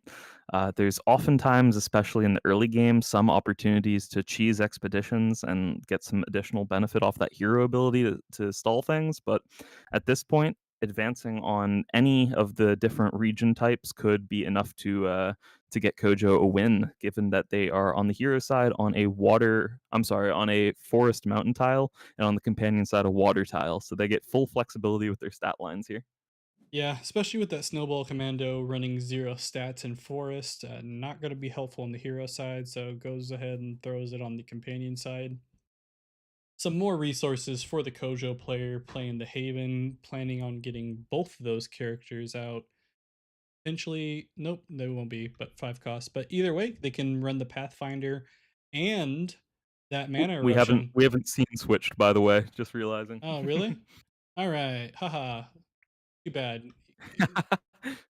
So we do see a mana eruption come out from that Haven play. We will see a unique Ouroboros Croupier come out from the Navenka, but it seems like things are already kind of locked here, and we will see Kojo go all out to take the victory.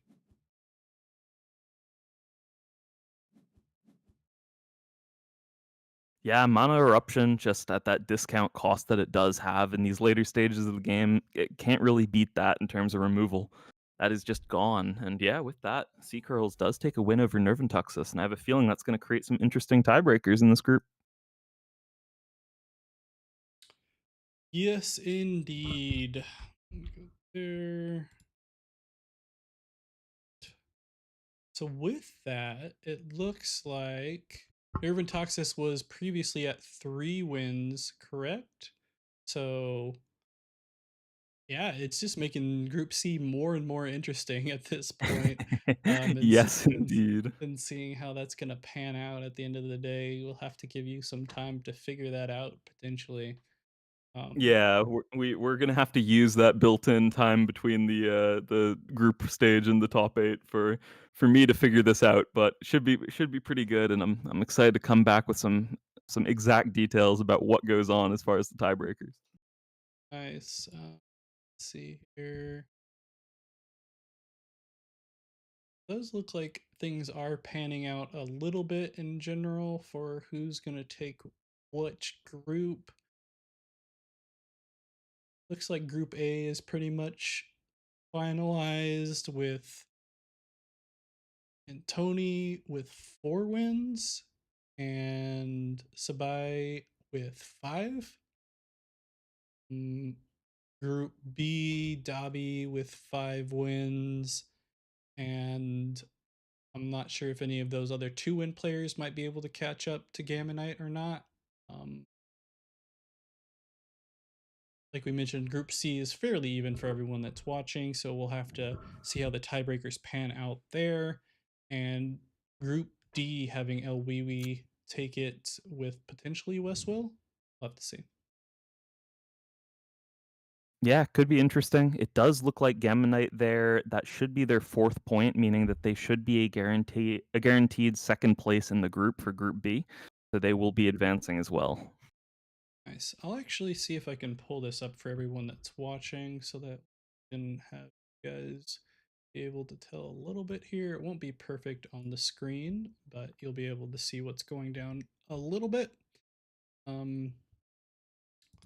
This switch over here and do that. Screen looks a little bit messy, but at least you can see what's going on here. As far as a general breakdown,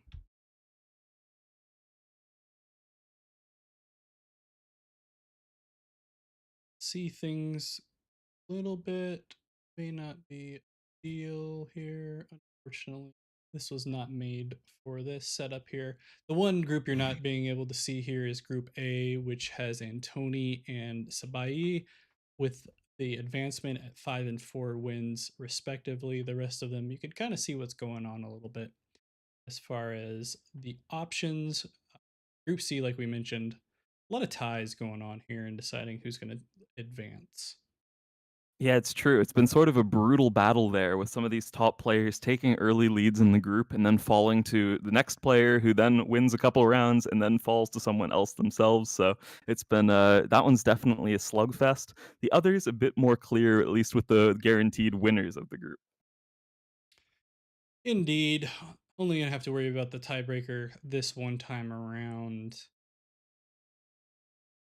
I think the only other thing would be Group D with 3 wins apiece for Victor Mata and Westwell. Yeah, just confirming that exactly. That does look to be. Yeah, that could be. I think that could actually turn out in a three-way tie if Chomp beats El Wee Wee. But I'm getting updated on all the results now. So we could make it hard for everyone and just have Chomp win and make them be the 3-way tie, but I'm sure Elwiwi is going to try to take the win and go 5-0 in their group. Always feels good to go all the way through with being undefeated, especially going into the top 8. And all these groups are in fact random, so just great balance here in Group C for everyone. I agree.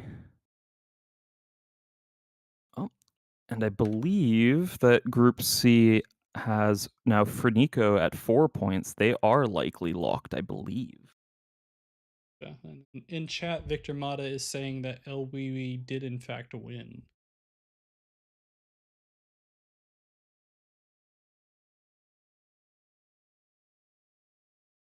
At this point, I would say it's probably best to take like a 10-minute break or so and catch back up shortly so that I can handle any tiebreaker math as needed and check in with everything. But yeah, All right, looking sounds good. Thanks for everyone that has joined thus far. We are here at the KGB Unique Invitational. Appreciate everyone that has stuck around thus far. We will be going into the top 8 here shortly as we do some maths on Keelan's side. I'm not going to do math. I'm just going to get some more water. Um, Feel free to stick around and we'll take about a 10-minute break. Plan to be back around a quarter past the hour for anyone. I don't know which time zone you're in, so I'm not going to say a specific time, but quarter past the hour, if you know what that means, it means just at 15. We'll plan to be back around that time, give you a breakdown of who is in the top 8, and then we'll kind of take things from there. beautiful. Hope to see you guys shortly. Go ahead and mute. Perfect.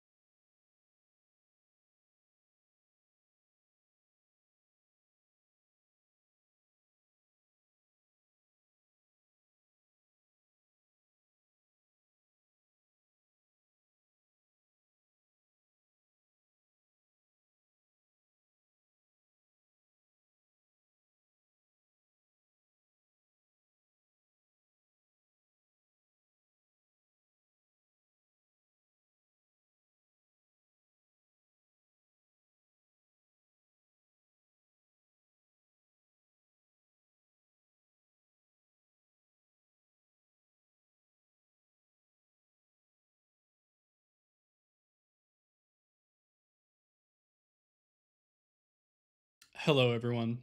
We're back. I'm Blue. We are. I'm the Killon guy.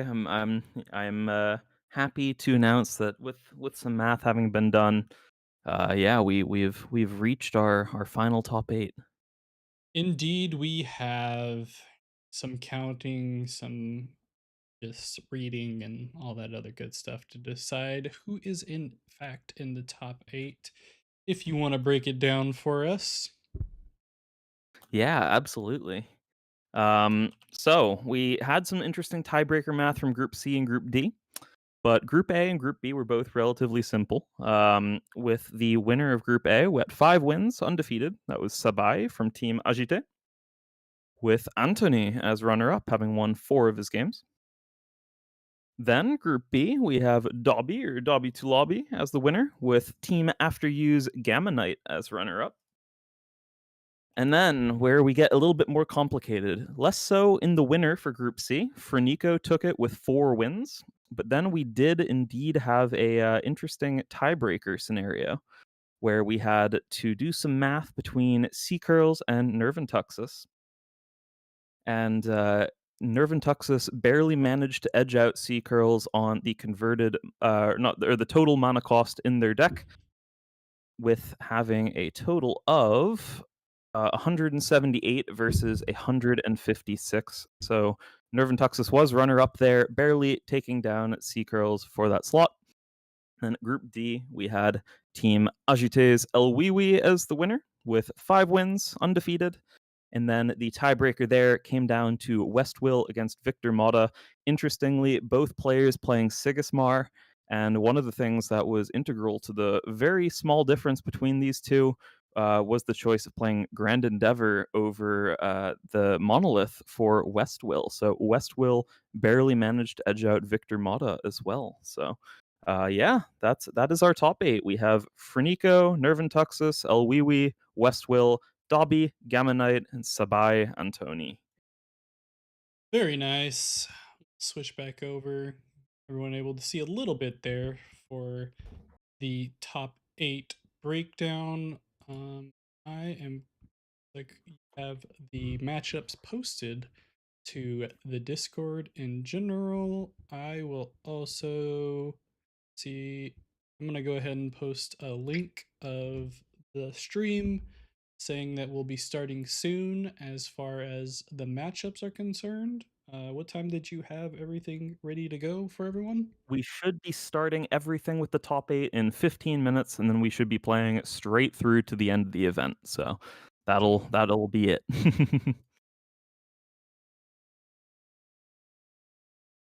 15 minutes, and I'll post that to the Altered channel in case anyone wanted to jump in.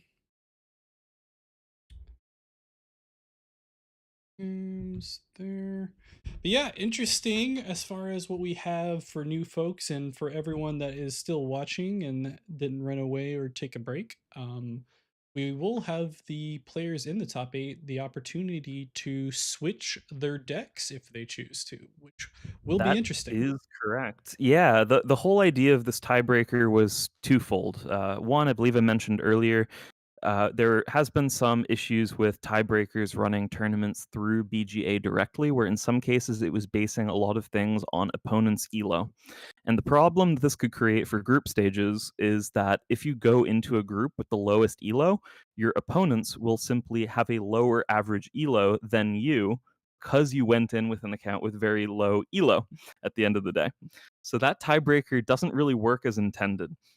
So realizing that issue, I wanted to create something that would reflect a little bit better the nature of the KGB tournament series, where we have an innovator award for people doing creative things.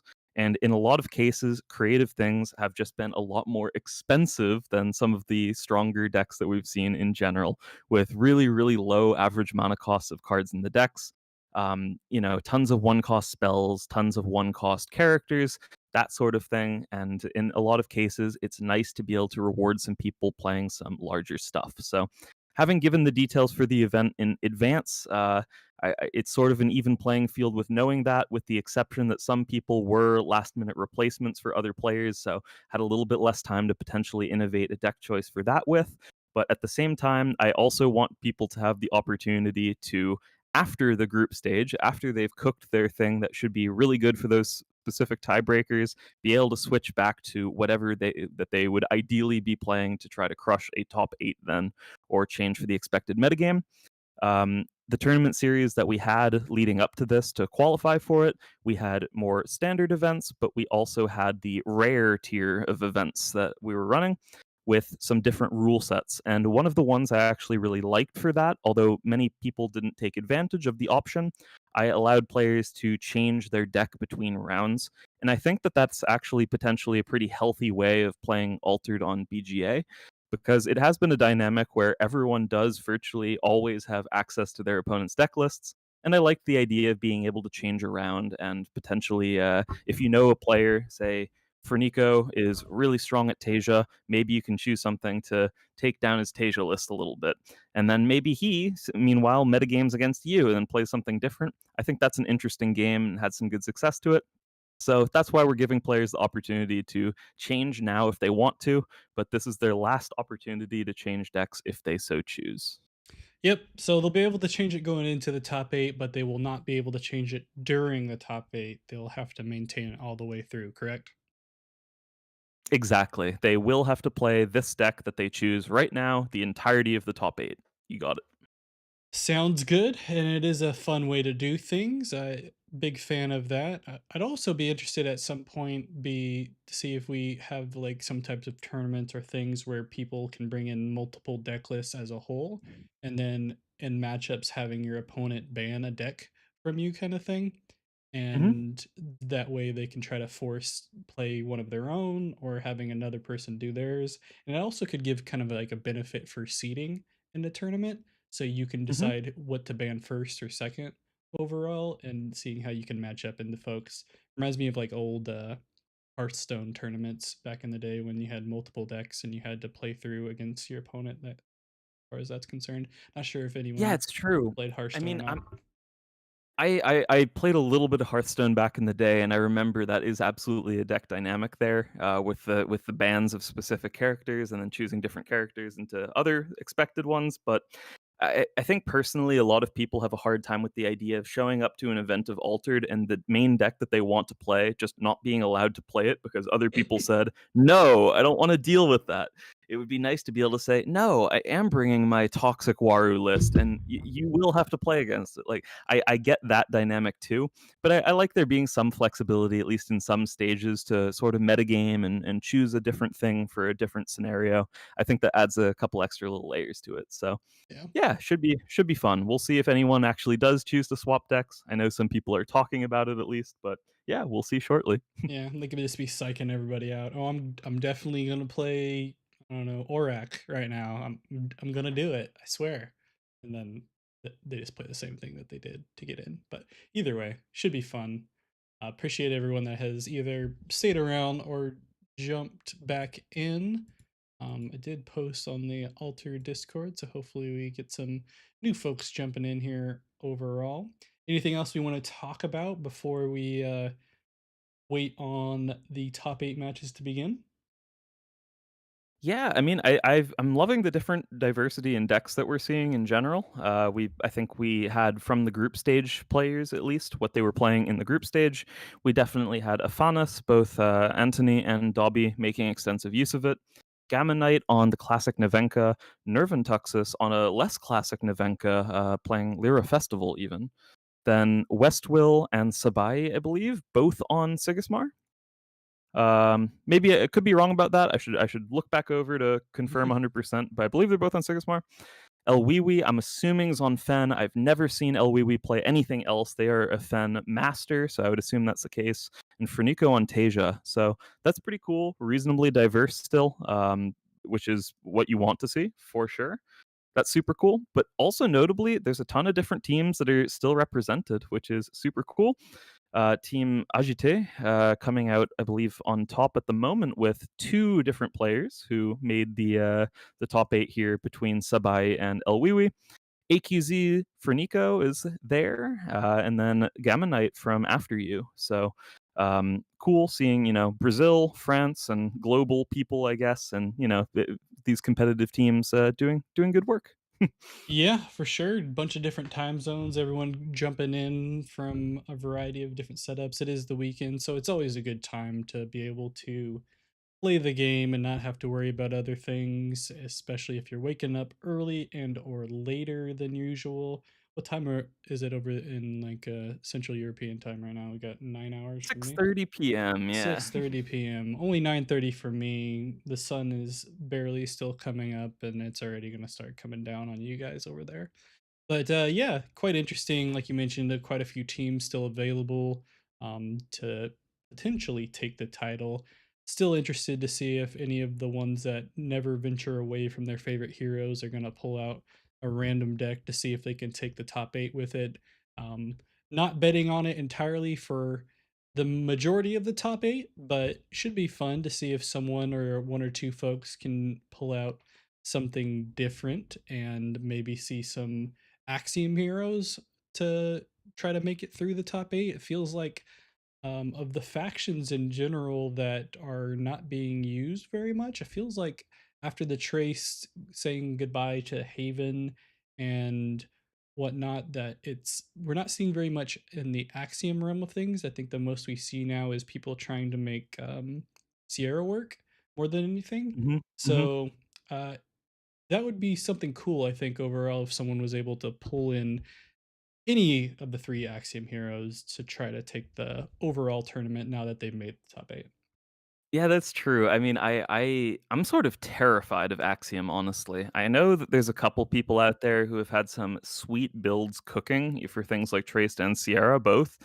Um, and eh, it can be really good, especially I think the card, the Ouroboros Bastion, the Lyra Bastion in Axiom specifically, has this crazy ability to just snowball games in a lot of cases, and that is a really strong way of playing the game. I know that some people have definitely said that sometimes the builds around that card specifically feel like they are incredibly reliant on that card, logically enough, and that can be sort of a critical dynamic. That can kill people in some cases if they have a permanent removal spell at the wrong time that goes after it. But those decks can also be incredibly consistent and will just always find the right answers after the point they establish it. So I think there is some life to Axiom still, though, even if we're not seeing quite as many. I think there was a mass exodus away from Traced after the removal of Haven Bravos Bastion from the game as such in Axiom. So I'm not too surprised not seeing as many results there, just on the basis of that there's maybe like 2% of the Traced players that there were a couple months ago. Yeah, definitely. Last thing we need is to give more things for Axiom players to complain about. So hopefully someone pulls something out here in the meta and everyone can copy it or net deck it in general. So that way everyone could be happy again. I'm a big fan of Sierra in general, even before into season one, using that Ouroboros permanent as a whole, using a lot of those support abilities off of characters in the reserve, being able to constantly cycle through your entire deck until you can run into something like a hive or whatever else it may be to get things out there and mess around a little bit. And especially with the Trial by Frost cards, I think there's a lot of fun things that you can do with that now. I'm a big fan of the rare Kilonic Heater, for example. Uh, Yep. Especially it hits the Sierra effect with being a 3 cost from hand, then it's also 1 cost from reserve, so having a free Sierra effect for only 1 cost does feel nice. You don't get the hand effect that you get it on play for, but it's also one of the few things that you see nowadays where you can still play exhausted characters from the reserve, and especially with a lot of different heroes, including like Aonas, even Sigmar with Jack Frost trying to target characters with exhaust, being able to play them anyway feels pretty Hmm. nice in general. And it feels like Axiom is probably the best faction in general to allow that to happen, for anyone that is worried about getting your characters or anything exhausted from reserve. I would agree with that totally. But yeah, so I mean, we're still working on things here. We got about 5 more minutes until we're starting up, correct?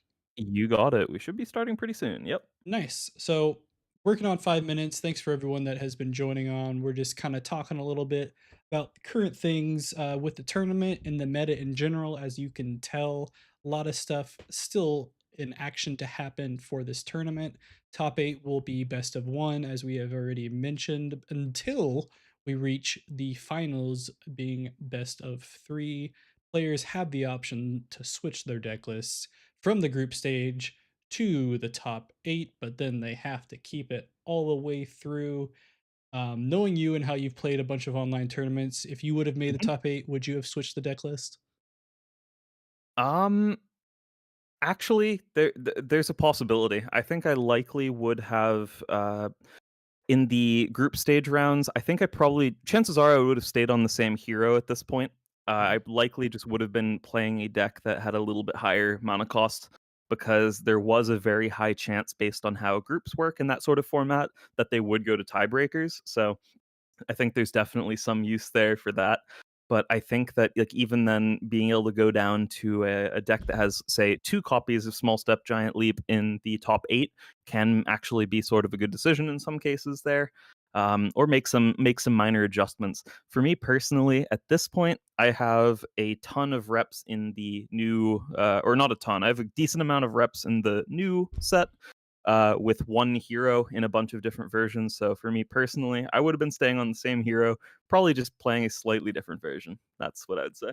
Yeah, so you're one of those like me that has like a version 10 of the same deck with slight variations in it overall. Yeah, I think I got quoted the other day as saying that I had like I had 13 different versions of Aonas that I was working on, and I think five of them I thought were potentially viable. So yeah, it was. I don't know. It's a bit of a problem I'm having at the moment, but there's it turns out with especially with all these new cards, there's a lot to be exploring, and I think that in a lot of cases things aren't figured out yet for what new strategies have been unlocked entirely, and a lot of people are still sort of stuck on their old ways with some of these decks, and there are some really cool new options that aren't entirely figured out. So I think that over time we're going to see more and more of these Trial by Frost cards being played that haven't been played previously. Definitely. And as we come up here with a few minutes left before we start the games, we can go over a quick breakdown of the matchups that we have uh, set up here. And speaking of new cards and deck lists and everything like that, I'll just bring it up. You'll be able to see the majority of what you need to see. We got first here, we can go over a little bit Dobby versus Antony. Dobby on the Aonas. And with some different Trial by Frost cards. And then I don't remember what Antony was running, if you can remind me. It was that was also an Afanis player, Okay. absolutely. So we may see another Afanis mirror match there. Should be interesting how see that one pans out. And then we also have Sabai versus Westwill. And I believe you said Westwill was running Sigmar, correct? Yes. Okay. So Sabai versus Westwill, and then we also have some of the teams battling out against each other between El Wiwi and Gamma Knight. And then finally, we have Fernico and Dervon, Texas. Um, yeah, of all these players, I don't know who might switch their deck lists in general. I know some of them have already mentioned in the chats that they are thinking about switching it. Whether it happens or not, we'll have to see. But some fun matchups, and I'm not quite sure who could take this. All these players are quite good. Yeah, this is a scary group, honestly. I think the big wild card here that I'm seeing immediately is Nerve and Tuxus coming back to the game at this moment. They've been away for a little while and seem particularly excited to be jumping back into tournaments again. So seeing them here is, I'd say, particularly exciting because it's been a while, but they were always playing more innovative piles in general. So I think that's pretty cool. But otherwise, all of these faces are definitely, like the people that I wouldn't be surprised to say would win an invitational event, honestly. Definitely. And as you can see, there's some seeding here in general based off of first and second in groups and getting assigned accordingly. And yeah, we should be starting up here any minute now, I have to imagine. Yep, I've now told them that that we're ready to go, and yeah, Nice. they'll be linking their matches shortly, I presume. All right. Thank you once again, everyone that has joined back in as we go into the top eight here of the KGB Unique Invitational. I'm sure we will find quite quickly if anyone decides to switch up their deck list or not. Do we have any particular game that we're going to take a look, or just whoever posts first? I would love, ideally, to see Fernico against Nervin Tuxus. I think that that's the one that could be interesting, both in terms of hero choice, possible swap ups, and yeah, just sort of a wild card. I think that one would be pretty cool. Definitely. Some great players already in here, and also some great players that didn't even make it through the group lists in general that didn't quite make it. And it's interesting to not see them here overall. But like we mentioned, some good players that did, and we should be jumping in here any second. I believe you sent me a link, and I can pull that up for everyone to watch. Alright. Uh-oh, game art. All right, we definitely do have a deck swap that is going on here as pulling up this game now. Still stuck on game art. No worries. I'll wait until it gets unstuck before I go into it. Game art F5 F5.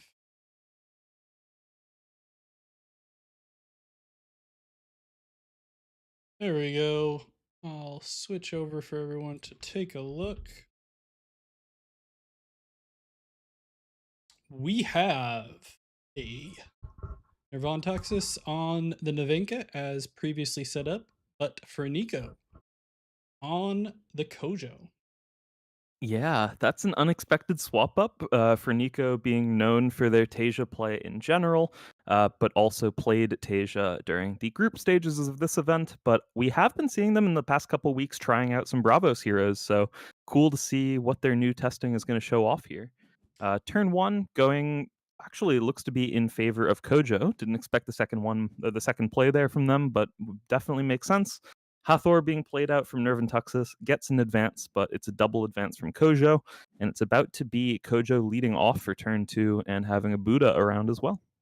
Yeah, what do you think the decision is behind trying out Kojo here in the top eight? Do you think they kind of saw what the other heroes the top eight were playing and kind of wanted to see how they matched up, or they just didn't feel as confident in the Tasia matchups versus some of the top eight, specifically maybe like the Aonases that we knew maybe coming in? I have a feeling there's a couple factors, and I think one of them might be that especially a lot of these new Kojo builds that I've seen are very heavy on one drops or one mana plays in general. And especially if they were thinking about the tiebreaker, like look at this now with Haven resupplying another Isunboshi, you can see that the curve of this deck is very low to the ground, very aggressive. So their tiebreakers would be much worse with a deck like this, quite likely. I'd also say there's probably some chance that the Tasia deck that they're used to is maybe a more consistent deck in some cases, and maybe they were thinking just a consistent pile that has some weaknesses but is overall going to be pretty solid. Might have been better for a group stage format, and then Kojo is maybe the one to spike the event in the top eight. Makes sense, and we do have the opportunity to see a pretty good two cost play. I'm pretty sure being able to put the Serengur out and maybe even support abilitying it with an Isimboshi boost, depending on what the Navenka plays here. And we will just see an immediate Lyra Festival come out in the common. So very interesting play there. Not usually ready for that on day two. Yeah, that I mean, I think if this was a Muna hero, it wouldn't be that shocking seeing a Lyra festival come out on day two. But from Lyra specifically, yeah, that's not the most common play, I would say. Many decks using Lyra Festival out of Lyra as well often don't play it as a 3 of, and I believe this deck is based entirely around Lyra Festival. I mean, it being Navenka, I'm sure they can find some aggro wins here and there, but overall, this is a Lyra Festival deck, which is pretty interesting.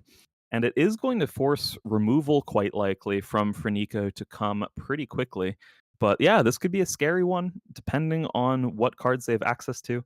I'm not sure if they have any of these uniques that potentially can fit multiple of the conditions at one time or anything. I have a feeling it's pretty unlikely that they will go for a win this turn off of it, but they could be setting up easily to try to go for a win the next.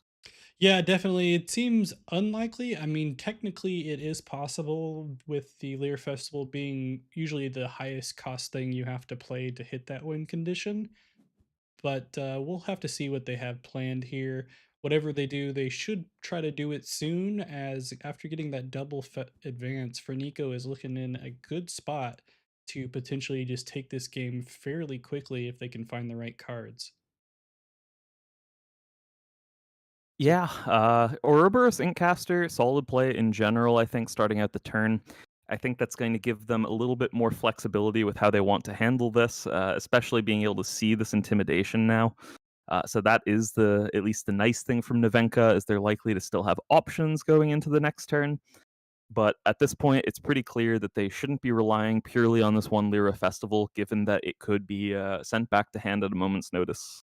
Yeah, luckily enough for Franico, normally not feeling too confident with being able to play Asimboshi with no water subregions available. Having both havens out, they will at least get two statistics in either forest or mountain if they decide to play it, or they could always just play something from hand and use the Isimboshi as potential additional boosts. But I would think that they could probably just slow play a little bit with one Isimboshi and maybe even an intimidation.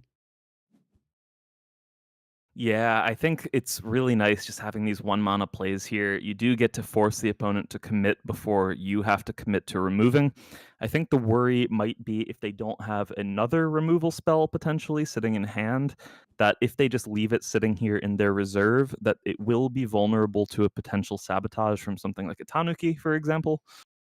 So I think they're trying to consider whether they should just fire something like that off now or whether they just want to wait. But I like the play of waiting, even on a turn where the Nevenka did have access to a sabotage effect. It's going to be pretty hard to win the turn with the festival after doing that. So I like the choice, and yeah, they do end up choosing to use the intimidation right here, right now. I think that's also a reasonably strong line because they are about to have the initiative. So they're about to have Buddha back on their turn. And so if Nerventuxus did go for playing out Lyra Festival again, it would likely result in a double advance and then win for the Kojo player. Yep, like mentioned there previously, 4 cost is a lot to play for a permanent these days, kinda ruins your tempo a little bit, and if they had to do it again, now they would only have 2 mana to potentially try to set up the win condition, and unless there is some crazy unique in their deck that I am unaware of, it's more than likely not going to happen in that scenario, and being 3 spots up now on the Tumult, for Nico, looking pretty good, especially on the Buddha turn, like you mentioned. And then honestly, just being able to play that Isin Boshi from reserve, that's going to get some decent amount of boosts, even though they're still not on any water, uh, as far as on the Tumult, which is unfortunate, but they'll take what they can get. Yeah, it turns out Haven Bravos Bastion definitely helping in that department. Sometimes Kojo does struggle from having some different stat lines at different points in the game, but Haven rounding things out just a little bit, which is nice for them. Yeah, notably Haven not restricted in that faction. So, yeah, they're definitely still allowed to be playing it, which is good for them in this scenario. I think it just pairs so well with these cheaper plays that the deck seems to be filled with. Yeah, it's pretty interesting as far as like Kojo in general is concerned. I had seen a lot in not the beginning, but more so the end of season one, a change to more common Haven Bravos Bastions within deck lists. And now that we're going into season two with Trial by Frost, I definitely have seen almost nothing but the rare to get the resupply on play, so I'm not quite sure what that could have been. Do you have any ideas on what they prefer? Maybe it's just more card advantage? I'm sorry, the question was regarding the salvager? No, the difference Or the between what, sorry? common and rare Haven Bravos Bastion. Yeah. I was saying at the end of season one, it felt like there was a lot more commons than rares being played in Kojo decks, mainly because I have to assume for the rare slots. But nowadays in season two and Trial by Frost, I see a lot more rare Havens, and I was curious on your opinion on why that is. Yeah, at least I can definitely answer that based on Beyond the Gates. I played a good amount of Kojo in that set as well. Notably, I'd say the most common time that you would seeing common Haven Bravos Bastion out of the Cojo deck was in the Foundry configurations of Cojo, where you simply just didn't have more rare slots for permanents, rather. So that was definitely critical there. But overall, one of the things that Kojo has struggled with a little bit is card advantage, I would say. And so we've seen a lot of different ways that players were sort of developing to solve that problem. One, rare Haven Bravos Bastion definitely helps. Things like Mighty Jin also definitely help. We've seen players playing Axiom Salvagers.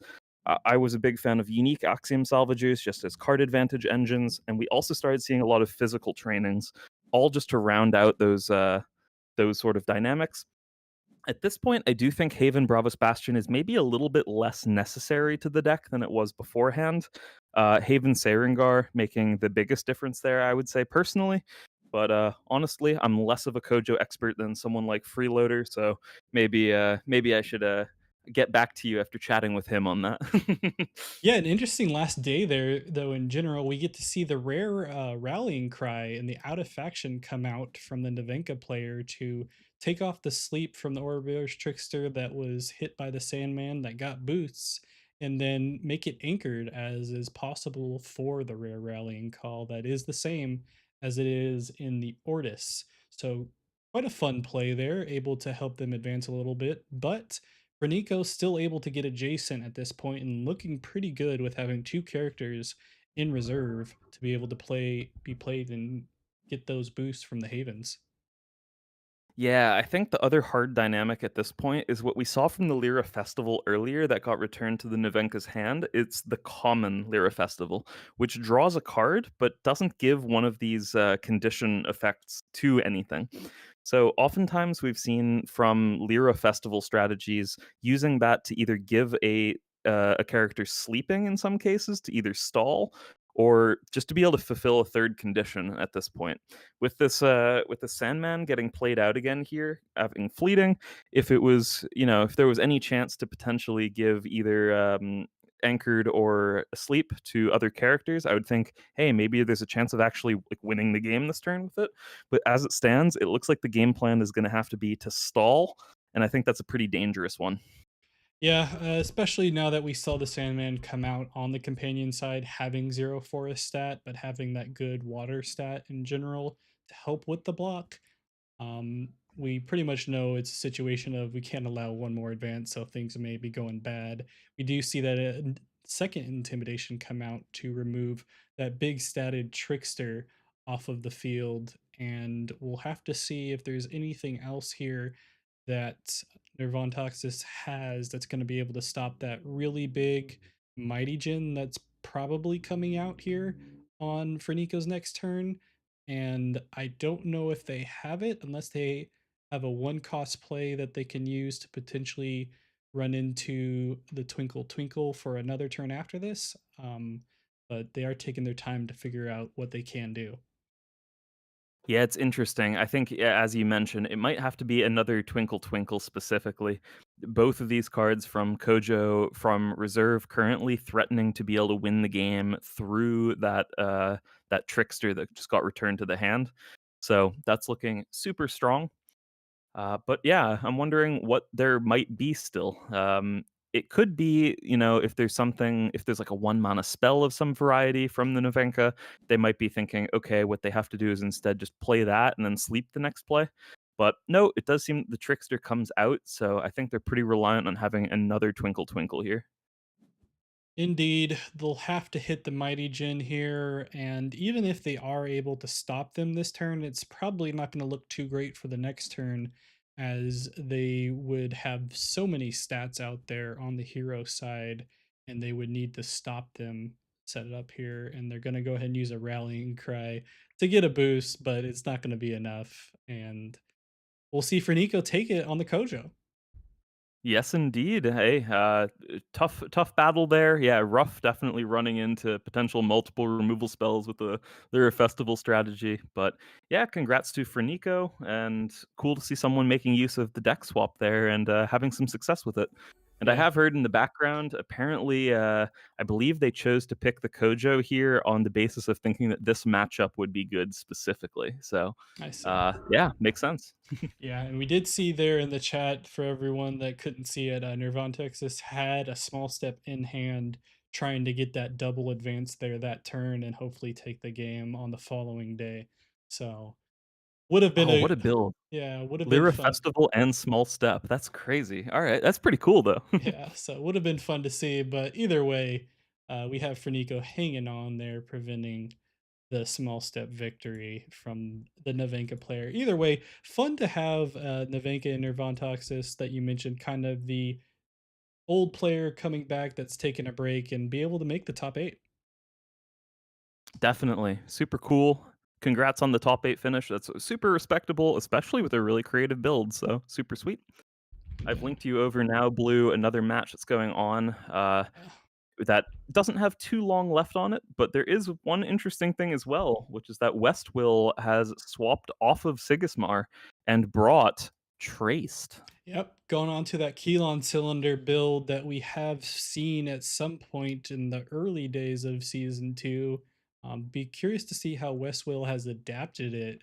Seems like a fun idea in general, especially taking advantage of the general card advantage you can get from Traced, and then still boosting things up quite well with those cylinders when you don't have the Haven available to you in Axiom anymore.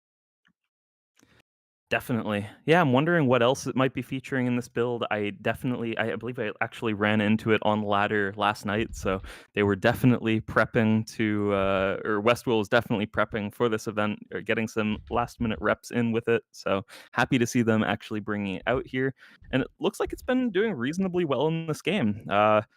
Scary thing being this Foundry Mechanic unique that's currently out for Sabai. It's an incredibly powerful token spammer unique, and I think that definitely is going to make things very complicated this turn. But yeah, Westwill giving it his best shot.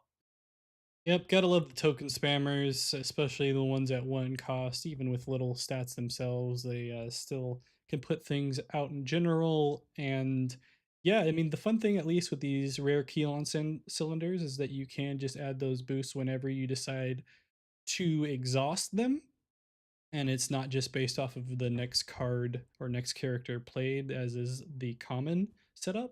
So we'll see what they can do here with those boosts available. They're going to have to stack up here on the hero side, and then we'll find out if Sabai has anything left in hand with 1 mana available, and they do not. Wow. So we have a close one. This has, I think, Westwill likely thought that there was a good chance that they were simply dead there, but no, just enough to get through on that hero side, and both players now adjacent. And I think nice thing for Westwill being that there is a lot of potential bonus stats in play thanks to these kill on cylinders, and the fact that this Dr. Frankenstein, when played from reserve, will be able to add an additional one as well. Yep, and we'll immediately see the hero ability of the trace being played to get another card, and then they'll go ahead and throw that rare Axiom Salvager out to potentially put another card in reserve. We do have that token generator almost automatically come out for Sigismar. It will be difficult to get rid of, I'd have to imagine, for Westwill. Not being the first player, they didn't even have an option to sabotage. I'm not sure if they would have had that in the first place, but with so many different tokens out coming here shortly, I think it would be limited to things like Avalanche or even a Keylon Burst to try to remove it before it sets things up, but doesn't look like that's going to be the case anytime soon. Yeah, this one looking pretty tight, and I think it's definitely going to be a hard decision-making tree, at least for figuring out what order for the Sigismar, at least what the order the Sigismar wants to play things in. Notably, Dr. Frankenstein will do actually a really good job here of dodging a couple different removal effects. At least if played out immediately, this Dr. Frankenstein won't be hit by a teamwork training on account of it having a 4 mana cost from hand. And then also notably, given that the reserve ability activates the abilities of a permanent, which he has currently in play, and can buff it up then to a 4/4/4 instead of a 3/3/3, it's also not eligible to get tiny jailed. So that could be a potentially dangerous play that the Sigismar is trying to find some lines around, or force out some decision making at least from the traced before choosing their own lines for the rest of this turn. Yeah, I think at this point the main thing would just be entirely based off of teamwork trading, as we see a unique Helon elemental use a support ability to put a card from your hand into reserve. This case being another salvager. So Westwill just cycling as much as possible here.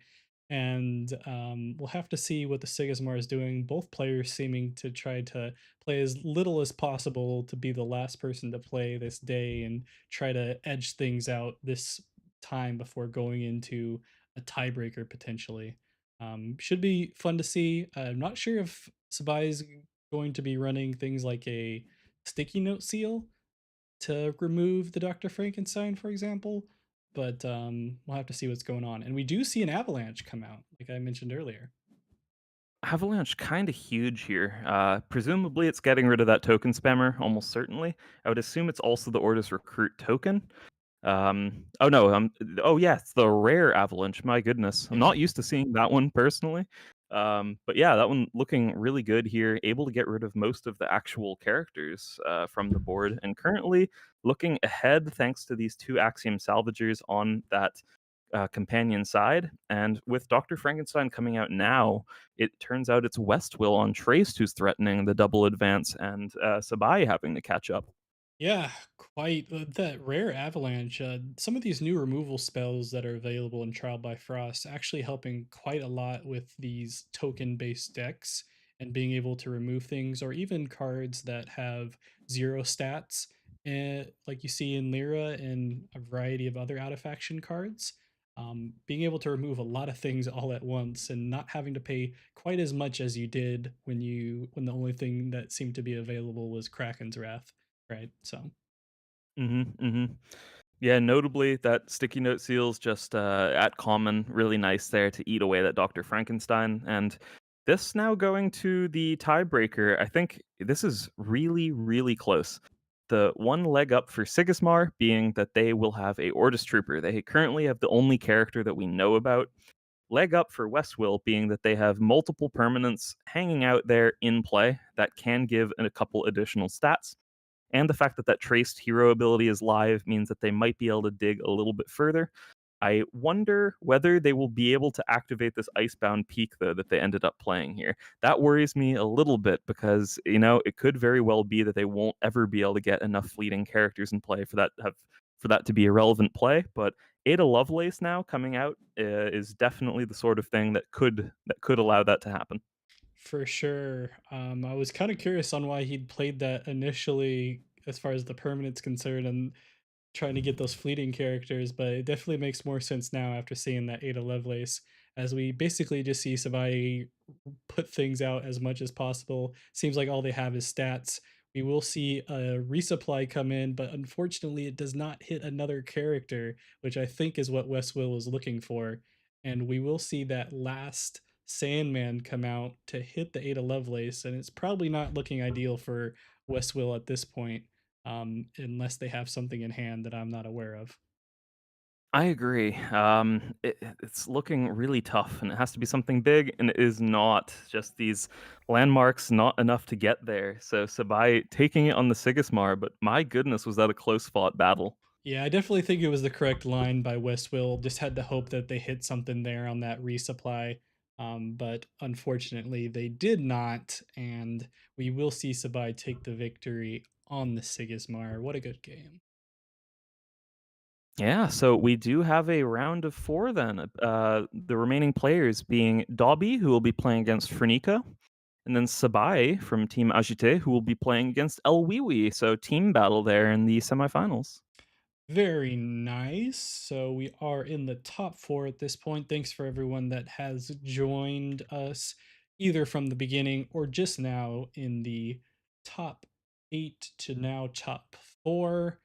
We'll be getting into this next game here shortly. We're gonna go into the first one that you mentioned, or are we go into the second? I'm totally fine with either, but I think we haven't seen any Fen today, so maybe the El game would be the one to watch. Sure, let's take a look. Mhm. Either way, a good top eight thus far. The games we have watched, we got two in, and both of them were quite close. Still fun to see those going forward, especially even though they didn't take the win there. Westwill throwing out that fun little trace deck, making things close against a solid Sigmar from Sabai, showing the potential at the very least for the Axiom hero in a different way than what we were used to in season one. Yeah, definitely. I think that, kill on cylinder build, it's funny. Kill on cylinder is sometimes looking really, really good. It doesn't do the things that Haven does for the build, but at such a discount cost, it can be a really strong card. It's a little bit like a Nevenka hero ability that just always sort of rolls stats when you need it to, which is kind of cool once it's out. Just requiring a card in order to get there. I think some of the things that make it worth it are really when you have things that are built around permanence. Sometimes it's uniques that have like these landmark restrictions specifically that can really make that card go from zero to hero. And yeah, pretty cool build. Yeah, I've seen a lot of fun Axiom based uniques that have those landmark restrictions. Either landmark restrictions or let you interact with landmarks, whether it's like sacrificing them, similar to a boom, for example, and then you get some type of effect from them. And although you probably want to keep those cylinders out as much as possible, I'm sure it doesn't feel as bad just being able to sacrifice a one cost card comparatively to something that you're paying two, three, or even four costs for. So I see you sent me another one here. So we'll get into the top four really quick here of the key KGB Unique Invitational. Thanks for everyone that has been watching thus far. It will be Sabai, who we just saw win, versus El Wiwi. Yeah, pretty exciting. I love seeing Fen getting this far as well. There was a while there where there was just virtually zero results from Fen players around the board, with the exception of the occasional El performance. And Fen's definitely been picking up again a little bit since the new set came out. So, or the new Wur set at this point. Geez, we're over a month in.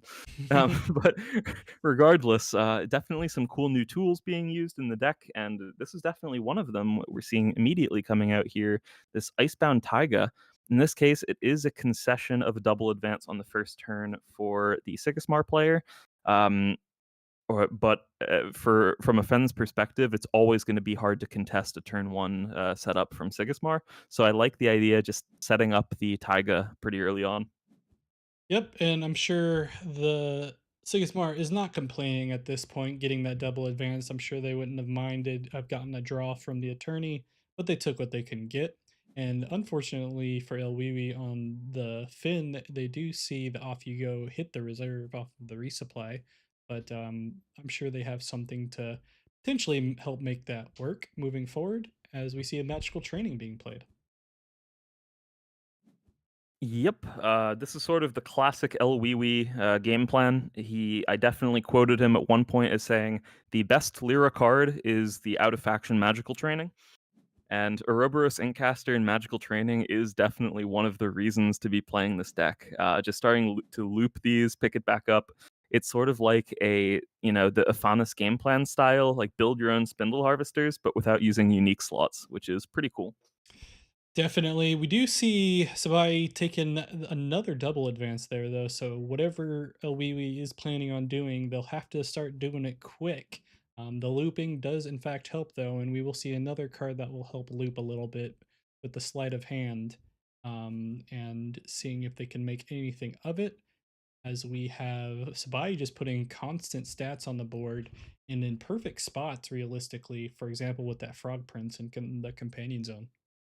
Yeah, this is a little bit like terrifyingly aggressive from the Sigismar player. The thing that I like from El spot is specifically that they have this ink caster in reserve at the moment, which means that in a pinch, it could just become a discount for another spell, or potentially allowing something like an Anansi to come out with better stats than usual to outstat a Frog Prince on that companion side, for example, as well as an additional 2 mana play after that. So that something like that could be coming. But otherwise, as long as they're able to leverage the taiga here, I have a feeling they're going to be able to, if not catch up entirely, I have a feeling they're going to be able to stall out at this point. And the decisions do get really complex for Sigismar at this point as well, seeing that that taiga is just sitting there at the moment.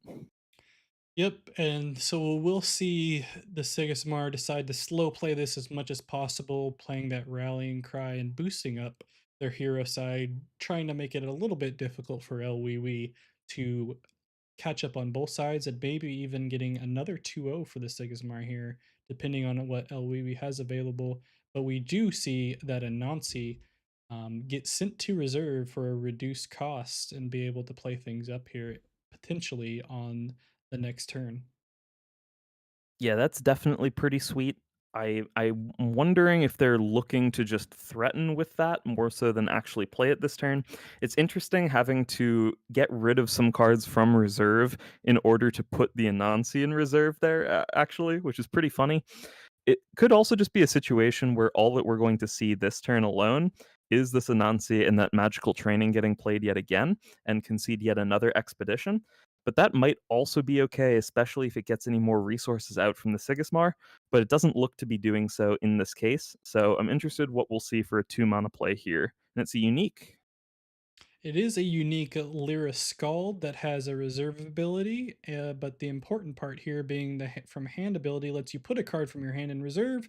If you do, draw a card, and this will also allow the dragon to come out since he played it in a forest subregion, and will allow the double advance for Elwiwi.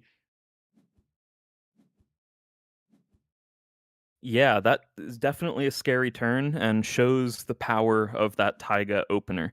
I think the really nice thing there showing that for one card it represents both being able to stall at a critical junction, but also being able to put on their own pressure for subsequent turns.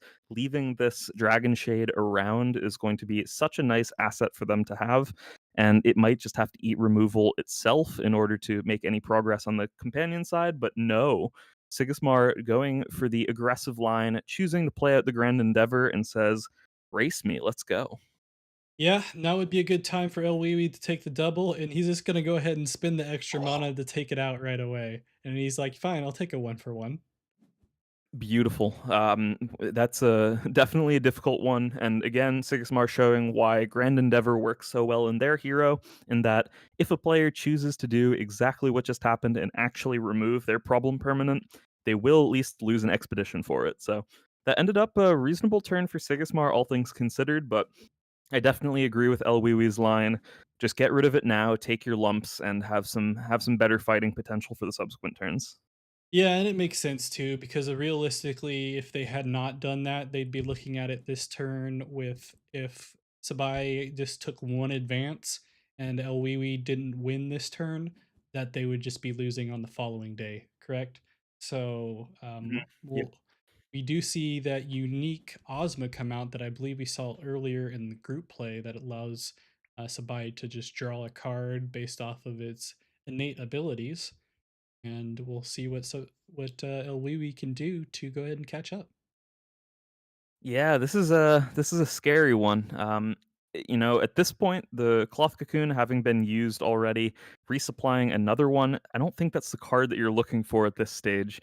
It could be, if the Sigismar is looking to play just another Grand Endeavor, that is what they need. But in this situation, I think they're looking for a more relevant thing for actually engaging on the board, because at this point, it's likely that they're only going to be able to get a single progression this turn, and it's likely that Sigismar is going to be able to advance on that hero side, largely thanks to the expeditions that they're on. Even if they were, like, for example, this El Wee Wee's Lyra Scald unique that's currently in reserve would be pretty strong if it was just that water only tile. But the fact that these Ordis recruit tokens all have stats for mountain as well, and that they happen to be on a mountain tile as well as a water tile, it's going to be pretty hard to contest, I think.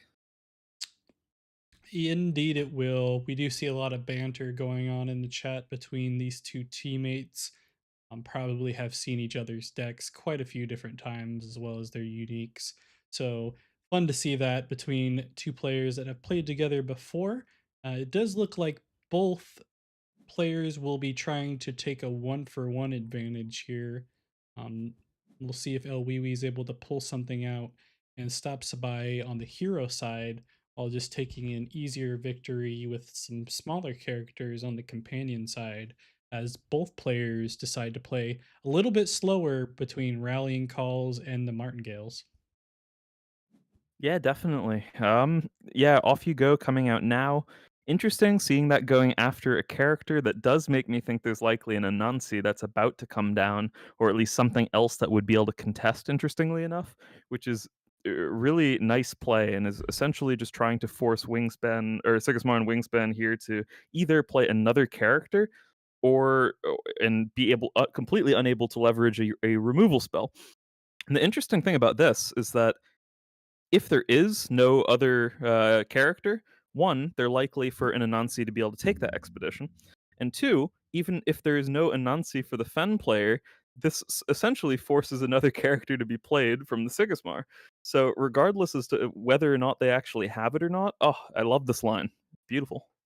Yep, and that's really what it comes down to with Finn players in general, and like you mentioned with El Wiwi having played the hero so much at this point, knowing what is available in your deck, what you can see coming out in the reserve, and how you can utilize the cost reductions available to you to potentially help you win setups in certain days to where most people would think that you're kind of lost, So we'll see how that turns out on this specific day, and if El Wiwi is able to catch up and prevent Sabai from taking the one for one and getting that much closer to a victory. Ah, brutal play though from Sabai. This is as good as it gets. This Jack Frost coming down here, preventing one of the other critical lines that could have just come down, which in the form of this Lyra Scald unique, also threatening to potentially take the companion side on the back of having 2 points in the water stat line there, which the Martingales cannot contest on. So wow, what a crazy one. And yeah, that forces an off you go, but that ends up being an expedition win for Sigismar here at a sort of a really critical point. Indeed, it does, and we will see two characters in the reserve for Sigismar and drawing another two to the hand. Plenty of options available for them as we go into this next day. While El Wiwi does have the card advantage and will have another resupply, it's going to be a little bit more difficult to stop the Sigismar from advancing at all at this point. So I'll be curious to see if they're able to pull it out or if the Sigismar and that Jack Frost in reserve is going to limit Elweeby's options, potentially hitting even either that unique again or the Martingale that has cost reduction.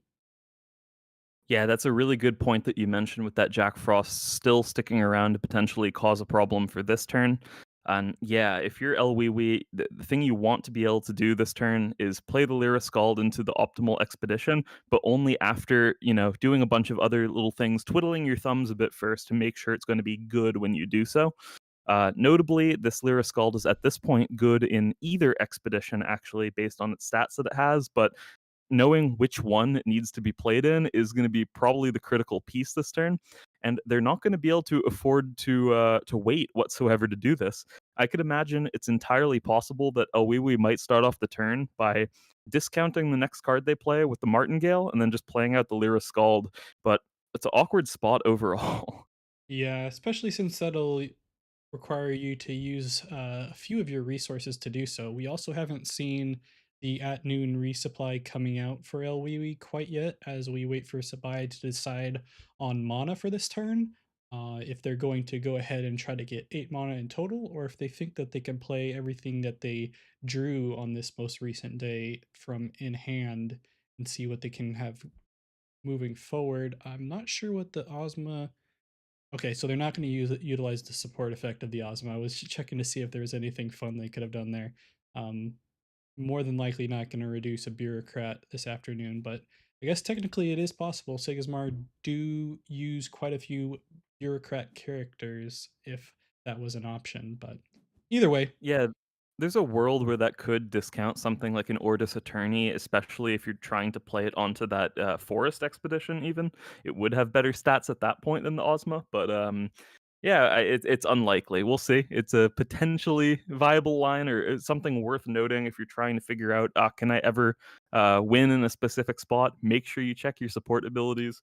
We've definitely seen a couple weeks in a row now, especially on these interesting uniques in some other tournaments where people miss a line that lets them stay alive on the back of support abilities of uniques specifically. So definitely worth noting. Yeah, and we do see a unique play from El there to prevent any exhausting happening from that Jack Frost that we mentioned. With that Paper Herald is allowing him to pick up a card as well as discard a card to draw another card, and then playing that Lyris Scald from hand opposed to from reserve. Yeah, that Paper Herald unique is super sweet. It's been played against me multiple times before. Ends up being just really fantastic. Also notably, it also has a relevant support ability. That Paper Herald support ability, just making an Ordis recruit soldier out of nowhere, can be game ending in a lot of cases if it's played optimally. Indeed, it is, and we do see an Anansi come out to potentially try to block that companion side.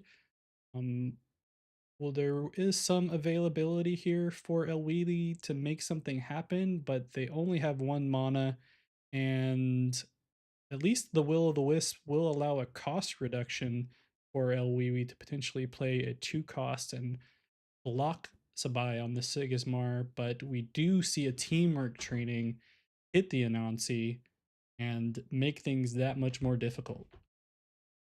I don't know if there are any cards that can save El at this point. There is a reserve or a support ability being activated, and a Hathor is being played, but it would be enough to outstat and potentially advance. But if there's any other characters to come out here that have a single point in Forest, it looks like Sabai will be taking it. Indeed, that is the scenario, as we do see a bureaucrat being played, but Spy still opting to play the Ozma from the reserve and get that draw instead. Either way, good games to both players. Things came down to the wire. El Wii making things that much more interesting as a Finn hero player. Never know quite what they could come up with the variety of different options of cards, cost reductions, and the like. So our finals is then locked. It will be Ajite's Sabai against Dobby to Lobby. Oh boy, we have the tale as old as time, Sigismar versus the Faunus. Typically, some of the more popular heroes these days, both in season one and in season two. So we'll see who can take it out and see if there's anything different than what we saw in the group stages. Maybe it's the exact same deck list, maybe not. I don't know. Either way, it was a fun game to watch there between the two AJT teammates and them duking it out to see who can make the finals. Definitely, and yeah, settle in. This is a best of three finals, so yeah, we'll see how that goes. Could be back and forth, could be one sided. Who knows? But both of these players doing awesome, having a great day. They were the undefeated players in both of their groups, so yeah, cool seeing them just cruising their way through the top eight as well. Yeah, it's cool to see that the undefeated players are just maintaining their dominance thus far. We'll have to see who can take the whole thing between the two popular heroes. And honestly, it'd be pretty cool to see some of the new Trial by Frost cards be super relevant between them. I know Dobby has been running a few of them, and we do have the Sigismar player and Sabai also running quite a few. So should be fun to see how those interact and see who can take the whole thing. Definitely, and I believe the players are going to be getting right into it here. So no, there shouldn't be much time to wait. Just be jumping in. I'm sending you over the link now. Sounds good. We'll be getting into the first game of the best of three of the finals for the KGB Unique Invitational. Thank you to everyone that has joined thus far. It's been great having you. Thank you to all the competitors that have made it all the way through as well and have been joining us in the meantime, lending your comments in the chat. Been a great tournament and honestly fairly quick for having a round robin and a top 8. And as we have both players here with quite high elos, and we're going to be getting into the game shortly. Yeah, definitely. And, that's one of the nice things about it being a smaller number of invited players with a tournament like this as well. Things do tend to progress a little bit faster than some of these, like, 128 person, like, elephants of tournaments that we've been seeing in a lot of cases. So, yeah, that's cool to see. But yeah, the cream rising to the top in this case, I do think these are the two best heroes at the moment duking it out, and two of the best players of these best heroes. So yeah, not particularly surprised to see either of them here, and I'm excited for it. And yeah, overall, as you said, big thanks to anyone who participated in any of the KGB events this season. It's been super fun running it. Thanks for showing up and watching. Thanks to you, Blue, for commentating here at a moment's notice with me. And yeah, we're jumping into the game. Yeah, a lot of stuff happening here real quick, but real quick, I just want to make a mention that Simon, if you're still watching, Keelan just called your events elephants. So either way, Absolutely. either way, we do see that unique spindle harvester come out as far as Dobby is concerned, able to remove that attorney that was potentially trying to threaten for a card draw, if not a 2-0 advantage, by having that off you go being played and then immediately returned due to the spindle harvester. Yeah, that's another super sweet spindle harvester unique. Sometimes people thinking that these anchoring from reserve spindle harvesters are a lot worse, but in this case, it being that 1/1 cost that comes with a stat point as well, this is still incredibly, incredibly good spindle harvester uniques. Like, these are some of the highest tier. If you thought it was bad when you saw a spindle harvester at 2 mana just completely steamroll you, these are even harder to prevent that steamroll of. So definitely solid start. Off you go, often not optimal in this matchup, Aonas versus Sigmar specifically. That dynamic changes a lot when you are suddenly unlocking turn one plays like the one we just saw. And interestingly, we see the Icebound Tundra coming out from Dobby here. You mentioned this earlier. This is some of the new spice in his current build that he's playing, and definitely synergizes very well with these Spindle Harvesters, given that there are so many zero stats in the costs or in the stat line of them, and that is how Icebound Tundra works. If you play a character in a region type where its base statistic is 0, that's when you gain the trial counters. So, really nice. Yeah, and it's made available, I think, with Dobby specific deck list and using common magical trainings, at least two of them, as well as common mage dancers, I believe, as well. Whereas typically you may see one or the other being in common and not the other, and one of them being in rare. I know we did at least see one rare magical training from Dobby earlier, but I know they had at least two before that. And so opening up a rare slot for a card like Icebound Tundra is pretty interesting in seeing how they can utilize that. And this just here is the other card that gets paired with this Tundra, which is Bravos Blade Dancer. Notably, it doesn't care about the actual statistics of the card, it cares about the base statistics. The base statistics of Bravos Blade Dancer, regardless of the seasoned boosts on it, is always 0. So that is the easiest way to enable this Icebound Tundra. Super sweet card that pairs with it. Yep, we do see Dobby give up a 2-0 there on the expeditions, allowing for Spy to take the lead here early on, opting for the setup from the Icebound Tundra and getting that Blade Dancer out there early.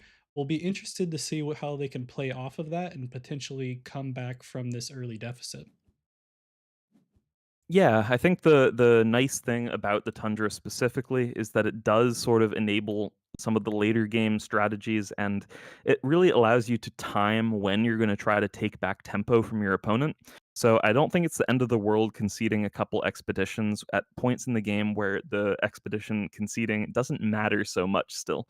I think the big worry for Dobby would be if there was a quick Grand Endeavor coming out here from Sabai that would sort of put the nail in the coffin after conceding multiple expeditions. But otherwise, I think the position is still pretty reasonable and pretty fine for Afanas. Yeah, kind of how we saw Elwiwi play a different permanent earlier, but having the same idea of bringing a Dragon Shade out.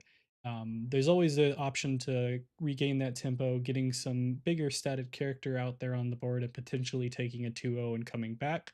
But like you mentioned, the first thing I thought of is anytime you give Sigmar too much of a lead, whether it's two, three, even one expeditions, one spots on the tumult, it leaves the option over, especially coming up on a 6 mana turn, to have that Grand Endeavor be played immediately. And honestly, they're fine giving up a 2-0 at that point because chances are all they need to do is advance one more time on the following day and they're probably winning. So we'll see how that pans out as we see that unique from Dobby come out once again from reserve, this time anchored. Yeah, definitely sort of requesting removal at this point is how I would describe it.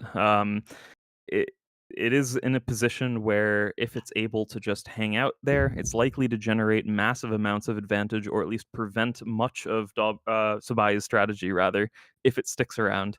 At the same time, though, it's sort of a damned if you do, damned if you don't situation for Sabai, knowing that if they remove it, it's very likely that this Blade Dancer will simply take the entire turn with the Icebound Tundra, and the fact that there is another spell that can still be played this turn on top of that and while activating the Tundra means that they would also be able to return, say, an Off You Go if that was still hanging out in hand. So it does seem that Sabai goes for the removal there, but it's likely to end up being a 2-0 for Dobby here.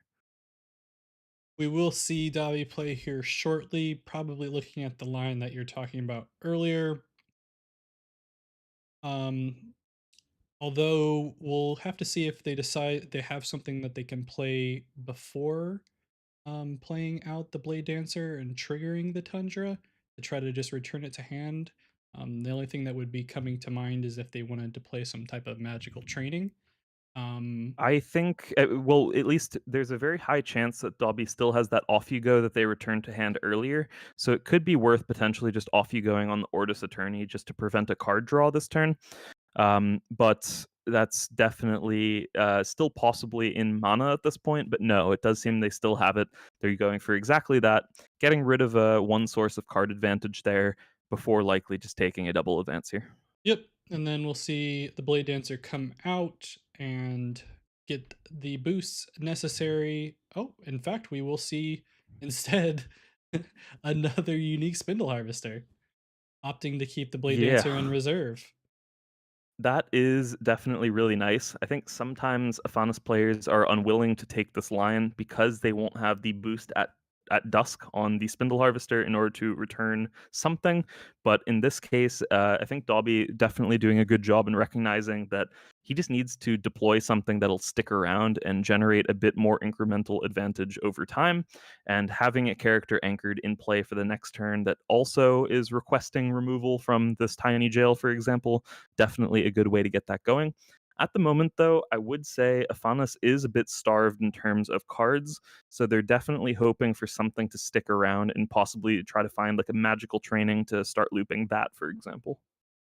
Yeah, it's interesting. I think Dobby got the much needed 2-0 there to prevent potentially Sabai from thinking of a Grand Endeavor play on this turn going into 6 mana.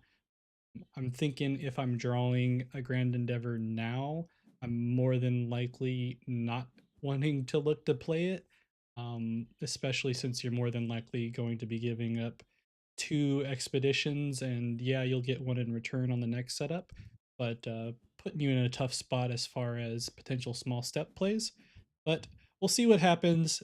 That tiny jail does get hit by the sabotage, a good start for Dobby to help reduce the resources available to Sabai at this point. The benefit of going first, as is usual. Yeah, I do feel like the best card for Dobby to have in hand at this point is likely between either Helping Hand, but realistically, Magical Training. I think that's what they need to start generating an advantage here, and it will pair very well having a 1 mana spell to go with this 2 mana Blade Dancer from reserve. Sort of a critical point to find something like that, I would say. Indeed, at this point, having as many resources as possible is always a benefit to a faunus. Stacking up that hand and having it spread all the way across the screen always feels nice, I'm pretty sure, no matter what hero you're in. But it's always nice to see when you're an Afanis player, whenever you have the opportunity to get things out. We will have to wait and see what Sabai has available for 4 mana, and they'll just go ahead and play another Tiny Jail. Yeah, Tiny Jail, really, really nice here. I do think that the card in general is one of the best tools that Sigismar has for this matchup specifically, and also specifically the rare version. Being able to use it multiple times on critical cards is so important, I would say. So yeah, a Tiny Jail being used extensively this game already. One Ada Sabotage, but already did a good job removing something. And the next one is just about to be sticking around for even longer to cause even more of a problem for Dobby at the moment. So yeah, I'm interested to see if there is any other follow up this turn, if they will be able to find at least one advance. That it's sort of an important timing to do so. I don't know what they would have still that wouldn't let them do so. So yeah, but they need to have something. Oh, and teamwork training, sort of a perfect card to have here. Prevents the spindle harvesters from looping something at dusk and gives them an advance at the same time. Yeah, I bet Dobby wishes he had a When Leaves Expedition Spindle Harvester at this point, huh? Huh? Anyway, we do see that teamwork training hit Dobby pretty hard there, preventing them from blocking at this point, and we will see another 1-for-1, which isn't bad for either player necessarily. I feel like both of them are running pretty low on resources, so it's going to kind of come down to who hits the right cards at the right point here when they're drawing on each following day. Definitely agreed. I think the main worries that I have right now are that Dobby is working lower on mana and is also at the threat of this tiny jail still. If both players go super low on cards, the Sigismar hero ability is more likely to be able to take over the game, especially if paired with one or two removal spells. So that can be all they need in order to take an advantage. And we will see that wonderful Ozma uni come out once again, producing those tokens and helping out Sigismar gain a little bit of card advantage with a draw. If you haven't seen it already, it from hand creates 2 Ordis Recruit Soldier tokens in My Expedition, and if you control 3 or more characters, draw a card at a 0/0/2, 3 cost from hand, 2 cost from reserve. Yeah, immediately notable is Dobby playing this common Baba Yaga into the hero expedition, despite the fact that the stat line that it has would be better on the companion, at least facing down where Sigismar is on. What that means, they are saying they're conceding the companion expedition and they're hoping to stall or advance on the hero side. So I'm interested as to whether or not they'll be able to do so. It is possible that something like a tiny jail from reserve here comes out on that hero side Baba Yaga before a potential helping hand could just block that. But interesting. It's a few different lines here. I like the one that Sabai is going for because it essentially is forcing Dobby to not play out the spindle harvesters for intended value here without it just getting tiny jailed away. Yeah, I think Dobby was kind of hoping at this point with Sabai only having 4 mana that by just playing the Baba Yaga, that Sabai only had another 3 cost play and wouldn't be able to play the Tiny Jail on their following turn, and hoping that they could get that Spindle Harvester out potentially. But fortunately, Sabai, they do have another 2 cost card in the Ordis Cadets, and leaving themselves open, like you mentioned, to be able to play the Tiny Jail on that spindle harvester if it did come out, and instead Dobby's just going to go ahead and opt to gain some card advantage and just play the Conjuring Seal, but they will be giving up both expeditions at this point, and it's going to have to fight from behind here in game 1. Yeah, that's really rough. It's a spot where Dobby's essentially recognizing if there is yet another character in hand for Sigismar, they would be able to beat going potentially helping hand on the Baba Yaga that's currently in play. So that wouldn't actually, if there was a character in hand for Sabai, it wouldn't prevent Sabai from moving forwards on that hero side as well. So they're instead just going for the line that could contest best in the next turns. Honestly, at this point, I feel like maybe you just have to gamble that there isn't another character. I think that with the lines that Sabai has had, especially this turn, things are looking so good for them that I think there's a chance that you simply have to risk it and say, yeah, if you have the other character, maybe I'll just lose. But yeah, I definitely get the desire here to just give yourself some more cards and really just try to fight over what is likely to be the last turn of this game. For sure. And I think it might have paid off as far as what you're talking about and taking the risk of Spy not having another character. I feel like I've seen a lot of Sigmar deck lists nowadays opting to add more spells and more permanents as far as the total makeup of their deck lists, even seeing some going as high as 11 or 12 spells in general. Whereas before we saw in season one, everyone pretty much staying below that 10 spell mark in general and making it almost Mhm. always a scenario where you're gonna see a character from Sigismar. So it may not have been a bad idea, but overall, we don't know what's going on in their hands at the moment. But should be interesting to see if Dobby's able to come back here and take at least stop Sabai here in game one. But if not, we are in a best of three, and we will have the option to see Dobby take things back and potentially reverse sweep.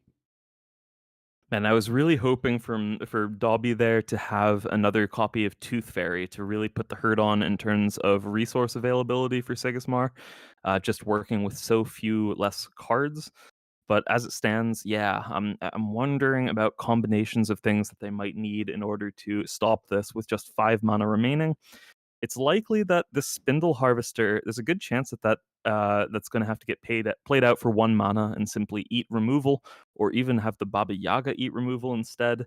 But yeah, Katagiri Mage Dancer here. It's a lot less threatening when it's still just in this 1/1/1 form, coming out for 2 mana. Um, but yeah, it will have to get paired with a Helping Hand in order for it to dodge this Tiny Jail pretty much immediately. But otherwise, if it does just get eaten pretty much immediately as well, they will be able to replay that from reserve for just 1 mana. So that might still give them a lot of life in this turn. Yeah, we are running into that issue that you mentioned earlier, being a mana down too as well, whereas Sabai is able to slow play with cards like the Rallying Cry there, and Dobby's can still play low cost cards, but is still at this point 3 mana down in comparison to Sabai, who can honestly just play the Rallying Call one more time if they want to see the last thing that Dobby can play here and try to just take the one advance that they need in the expeditions and just save that tiny jail available for realistically multiple targets at this point and take game one. Totally, yeah. This rallying call, I think, looking pretty good here as well. Being able to just wait and see in terms of what to remove, where to put stats. It's so strong here, and they're also not having to reveal that final card in their hand as well until it's too late. Just it's honestly just beautiful. Great card, rallying call here, and definitely seeing why it's slotting into more and more Sigismar builds. Interesting to see where they're going to put the boost here. So they end up choosing the Ordis Cadets, currently then outstatting, regardless of their as long as there's no spell coming out from Dobby, they're outstatting on that companion side and still just threatening this tiny jail to come out on anything else. It's going to be really hard for Dobby to find a line that actually stabilizes here. So they are going to throw out the off you go. I'm getting a lot of stats here on the companion side. You do see some GGs popping up already here. So Tiny Jail is going to be able to hit just about anything here if they want to play it. And then, like you mentioned, there is still a card in hand, and with 2 mana, Sigismar can still do a lot. Not that they need to at this point. Gonna opt to hit the Baba Yaga, and then which means we probably have something else here for 2 cost in hand. And Yes, indeed. it's just gonna be a bureaucrat taking the victory on the hero side, and we'll have Sabai take game one from Dobby here in the finals. You know, a funny little dynamic there that I can tell you is feels good versus feels bad. Feels good is when you're winning a game and you have a Spindle Harvester unique out, and then you have to like you say GG, and then you realize, oh, I still need to pick up a card at dusk here before the game ends. Yeah. Feels bad is you lose the game and you still have to do the same thing. Like, oh, why do I have to click like 6 more buttons before the game ends? Interestingly enough, now after that game, Sabai has evened up Dobby on Elo. In case anyone wanted to see that real quick, Wow. both of them at 510 exactly. So we'll be getting into game two here shortly. Quick little recap there is just honestly, Sabai got ahead. Dobby had a little bit of a comeback there with the Icebound Tundra, but gave up another 2-0 shortly afterwards, and it was just kind of hard to come back from there, especially with Sabai in those tiny jails. Yeah, I think Tiny Jail looking just fantastic that match, really showing off why that card is good into the matchup. I think the matchup is probably favored for Sigismar in general, especially with this configuration being built around these Grand Endeavors as well, which Afanas does often struggle with at this point.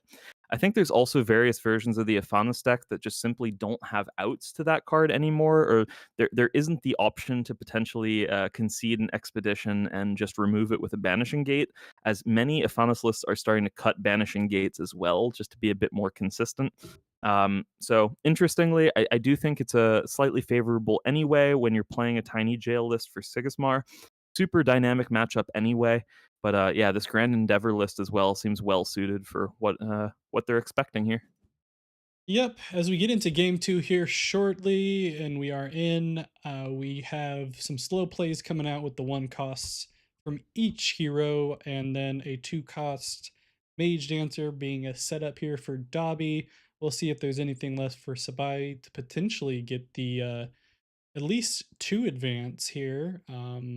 Feels like there is plenty of options. And speaking of the tiny jail devil, it comes out once again. Honestly, happy that this card is being so relevant. It's a fun little art as far as like new cards and Trial by Frost are concerned. I recently experienced playing an Atlas out of Ordis and then getting my Atlas tiny jailed, and that just felt wrong. That's all I can say. Yeah, Yeah, the card here definitely seeming a little bit worse in this specific turn in comparison to some of the others. Um, not managing to find a double advance with it at this point. Oftentimes, having a one mana character and a tiny jail on turn one will result in that, but still reasonable. for sure. Sucks with the Atlas, but what can you do? It's just not beefy enough, you know. No, But apparently not. um, it's getting trapped by a tiny jail by some reason. It's kind of like a kind of like a really big man in a smart car or something. Who knows? But he, but either way, we're going into day two here. This is game two for everyone of the KGB Unique Invitational. We appreciate you joining us here. Currently, we have Sabai on the Sigismar taking the 1-0 in game one, and Dobby trying to come back here in game two to potentially send us to a game three. And we will see a sabotage hit that tiny jail. Does not want to see it played again. Definitely and understandable. Card has been looking great so far. I think that's the nice thing about your opponent on Sigismar having to play it out the first turn is that you do get the chance to get rid of it before you potentially commit something more important to the board, which is nice. But we do see Jack Frost coming down now, preventing this Blade Dancer from getting replayed this turn. I'm just wondering if maybe that last card could be something like a helping hand to go along with that Mage Dancer, draw another card. But no, they end up choosing to pass in this case, conceding a double advance. I still think that's likely okay because Sigismar is also on low resources, but Afanas needs to be drawing good spells like immediately. Yeah, not the worst case scenario, but obviously not the best at this point, giving up a three expedition advance or three expedition spot on the tumult here for Dobby, especially being one game down in the set. But they do have some pretty good cards from reserve to be able to be played. And like you mentioned, if they are able to hit some good spells at this point, easily a spot that you can come back from as a Faunus, I believe. We'll just have to see what they did end up getting and how Sabai can respond. Yeah, as you mentioned, Sabai up a game, so a win here in this game would make him the champion. So Dobby doing everything in his power to prevent that from happening here. Starts out with another Katagirian Mage Dancer as a follow up to his Bravos Blade Dancer, um, trying to leverage something or get something going, despite the other Mage Dancer having gotten exhausted by the Jack Frost. Jack Frost really impressing me so far. Has just been looking fantastic for this Sigismar deck. And wow, Sigmar just taking another double advance with that, just two progressions away from winning. Yeah, I was curious to me as to why Dobby was trying to play on the hero side there and not trying to contest the companion side if they had a one cost spell to be able to be played, but it seemed like they didn't even have that in hand, and they were just trying to win based off of the pure stats of the Blade Dancer and the Mage Dancer on the hero side, and it was not, in fact, enough.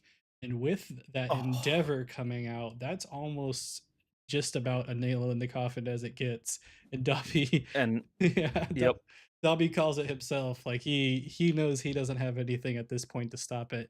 The unfortunate And the thing, other thing is, yeah, it's not at this point, there are no outs to this card in Dobby's list. There is nothing that he has that would let him beat this. Wow. yeah, Sabai's going to go ahead and pass. The benefit for Dobby at this point is that he will, in fact, advance at least twice on this day and will not be stuck at the start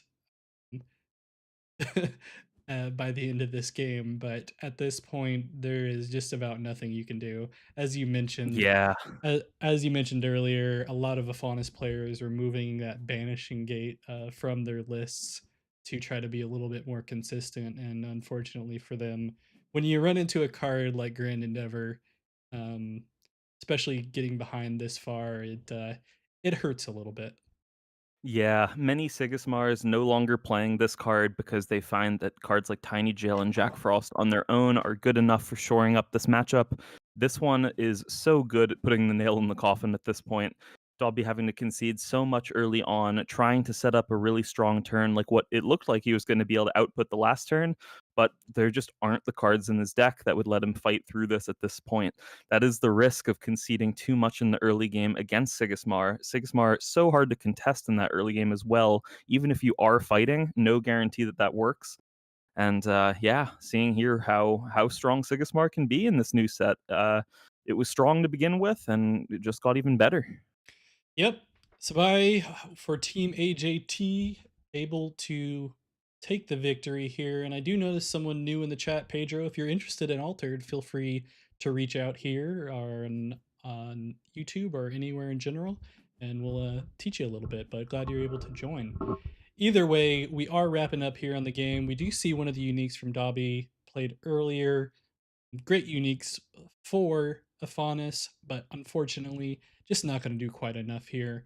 A fun tournament overall, though, here for the unique invitational. Should be interesting to see who we have here pan out to take the, I guess, Innovator Award too, as well, right?